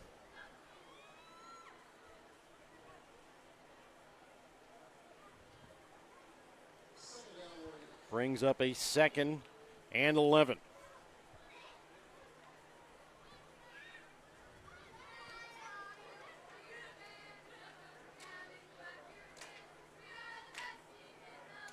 Next snap here to Palmer. Handoff goes to Martin.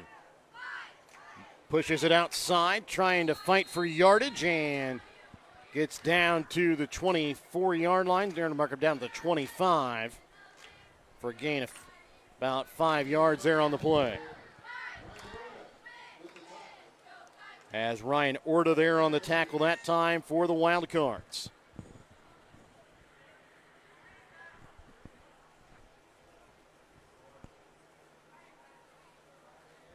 A 3rd and 6 upcoming. Lined up wide to the right is Owens again. Remington Miller to the right of his quarterback, Jace Palmer. Handoff goes to Keegan Schaefer, and he's going to be wrapped up and thrown down there on the stop that time is Zach Service.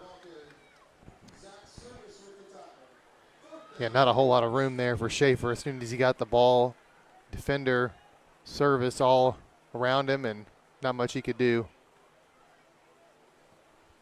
So that'll bring up now a 4th and 9 here for the Warriors. From their own 22-yard line, 2:25 left to play here in this 4th quarter.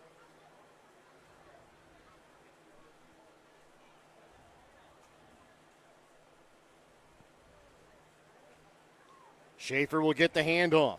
Bounces it outside. He's going to get loose. He's across midfield and going to be pushed out of bounds. Right about the 35-yard line here of Osborn Stewartsville. Going to mark him out at the Osborn Stewartsville 34. Good run there by Schaefer. That time he gets a little bit of space from his offensive line. He's able to bounce it to the outside, and he converts a long 4th down. And that will be another Albany Warriors Schultz first down. Fuel your car and body at Schultz Convenience Store in Albany off US 136 to keep you moving.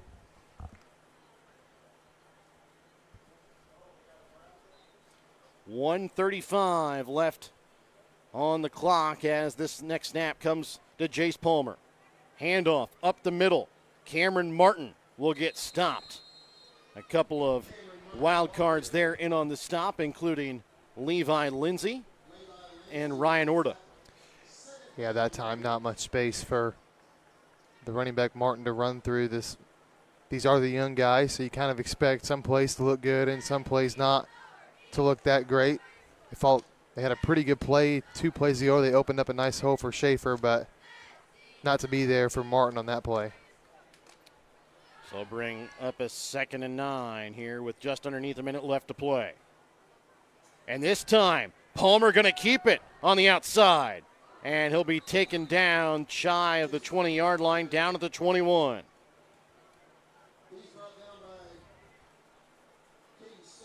As Stebbins in on the stop that time for Osborn Stewartsville. And that is going to be another Albany Warriors Schultz first down.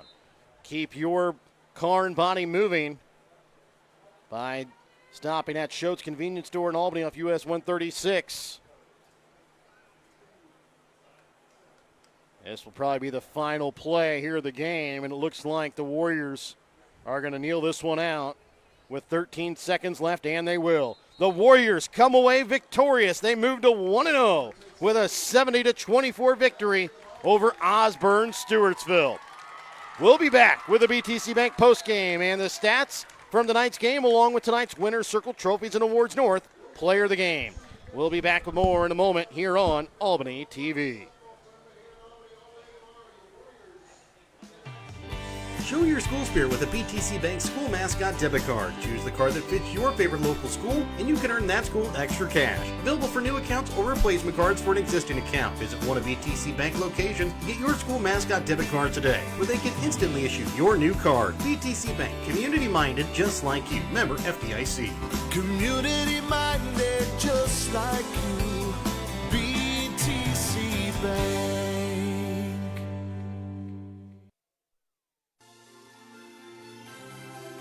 Thank you for watching tonight's Albany TV broadcast. Don't forget to turn on your Facebook notifications to never miss out on a broadcast like this one. If you would like to be a part of our broadcast, give Jared Rolvis a call at 660-254-4800. If you have something in mind that we should broadcast or have any comments about tonight's game, you can also message us on Facebook. Thank you again for watching. In life, as in football, there's nothing like a good coach to help you achieve your goals. Someone you can turn to for guidance. Someone with a game plan to help you build up the financial strength you need for retirement, family security, and life. With a Prudential financial professional, that's what you get. Someone who can help you build a financial strategy. To get started, contact Nick Smith, a financial advisor with Prudential at 660-726-3396. So the Warriors are able to come away with the victory tonight, 70-24. here over Osborn, Stewartsville. Welcome into the BTC Bank postgame. Tonight's postgame brought to you by BTC Bank. BTC Bank, community-minded, just like you. Let's take a look at some of the stats from the ball game for Osborn, Stewartsville passing tonight. Ian Saunders goes 14 of 32 for 282 yards, 3 touchdowns, 3 interceptions. Rushing, Eli Danner goes 5 rushes for 30 yards. Ian Saunders, 7 carries for 3 yards. Eli Martins, 1 carry for -2 yards. Grant Burris, 2 carries for -4 yards. Eli Whitmer, 3 carries, -6 yards, and a touchdown. Receiving tonight, Skylar Corpinion tonight has 5 receptions, 149 yards, and a touchdown. Eli Martins, 5 catches, 81 yards. Chance Gibson, 3 catches, 53 yards. Eli Danner, 1 catch, -1 yard. Chance Gibson had 2 receiving touchdowns on the night. For Albany, Chase Klein tonight goes 9 of 12 passing for 100 yards, 2 touchdowns, no interceptions. Rushing, Quentin Herkman leads the way, 20 carries, 144 yards, and 4 touchdowns. Elliott Mercer right behind him, 12 carries, 144 yards, 2 touchdowns. That is an average carry of 12 yards per carry. Keegan Schaefer has 8 carries for 34 yards. Jace Palmer, 1 carry for 11 yards. Cameron Martin, 4 carries for 9 yards. Kyle Emerson, 2 carries for 5 yards. Trevor Akins, 1 carry for 4 yards. Chase Klein, 10 carries, -3 yards. Receiving tonight, Zane Rippey has 2 receptions for 40 yards and a touchdown. Colt Emerson, 2 receptions for 35 yards and a touchdown. Trevor Akins, 2 catches for 15 yards. Kyle Emerson, 1 catch, 7 yards. Quentin Herkman, 1 catch, no yards. We're going to give some stats that we don't usually give. Kyle Emerson tonight, 3 kickoff returns for 117 yards and a touchdown. Defensively tonight, Kyle Emerson, 3 interceptions, 16 yards, and that was mainly because of the penalty flag that brought the ball back, but did have a interception return for a touchdown. 2 forced fumbles for Kyle Emerson as well, and a fumble recovery.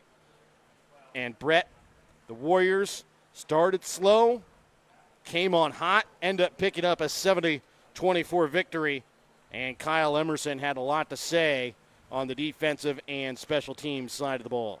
Yeah, you watched the majority of that first quarter, and the Warriors got off to not a very great start. You kind of worried a little bit just because this is a team that despite the final score, you could tell they should have taken care of. They end up doing it, but in that first quarter, things didn't look so great, and then it just was like they kind of flipped a switch, and Kyle Emerson was a large part of that. Most of the time, the Warriors got a turnover. He had some role in it, either forcing it or coming up with it. And, yeah, he just had an amazing game. The Warriors take care of business like they should have. This is what good teams do. They beat teams they should beat, and then they go toe-to-toe with maybe some teams that, they're more favorably that they're more even with. But, yeah, Kyle Emerson, I mean, not enough can be said about the impact that he had on tonight's game. He was a part of every big play, it seemed like. Yes, and really there was some questions about who was going to be the Winter Circle Trophies and Awards player of the Winter Circle Trophies and Awards North player of the game.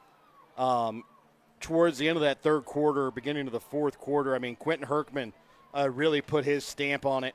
4 touchdowns tonight. He had the big one to start the scoring from 49 yards out. He had a great game.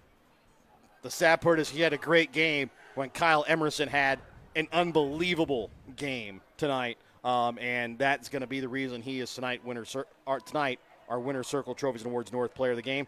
Tonight's Player of the Game sponsored by Winter Circle Trophies and Awards North. Winter Circle North in Albany has all of your trophies, awards, medals, plaques, and everything else that you need for your next event or celebration. So tonight's Winter Circle Trophies and Awards North Player of the Game is going to be Kyle Emerson.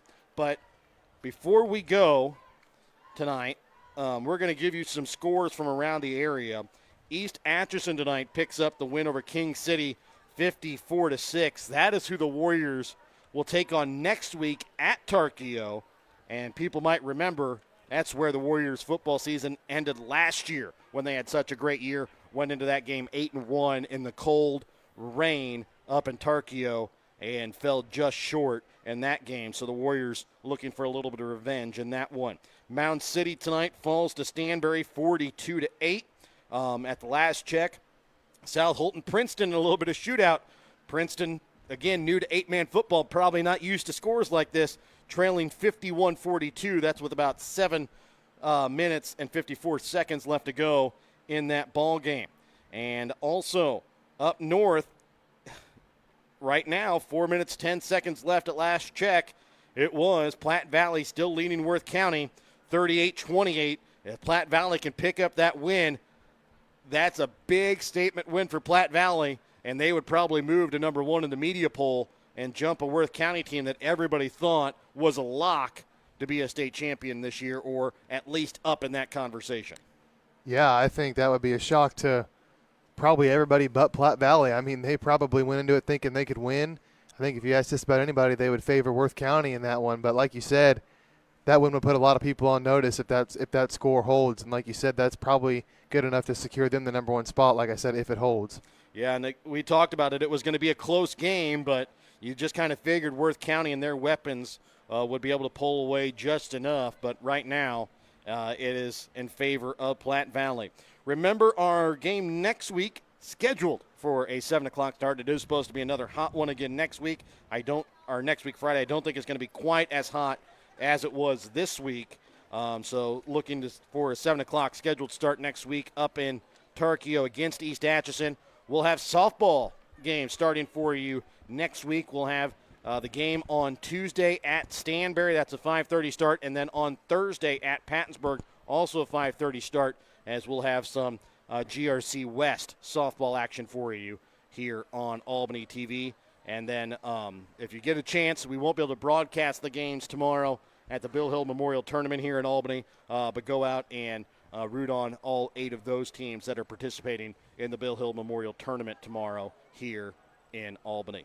For myself, Jared Rolfus, along with color analyst for the night, Brett Williams, we would like to say thank you to all of our sponsors: BTC Bank, Petty John Auto Center locations in Bethany and Albany, Winter Circle Trophies and Awards north of Albany, Hogue Lumber Company in Albany, Albany Hy-Vee, United Country Nelson Real Estate and Auction Company, agent Tammy Wynn Siddons of Albany, Schultz Convenience Store of Albany, Smith Insurance and Smith Prudential of Albany, Northwest Cell, Raymond Smith Body Shop in Albany, East Fork Lodge and Legacy Event Center of Albany, Johnson Controls in Albany, Sublime Flamingo Boutique on the Square in Albany, the Briar Patch on the west side of the Square in Albany, Papa's Family Restaurant in Albany, the City of Albany, Albany Booster Club, Albany, Osborn, and Stewartsville School Districts, and the Printer New Shopper located in Albany. So long and good night tonight from Albany.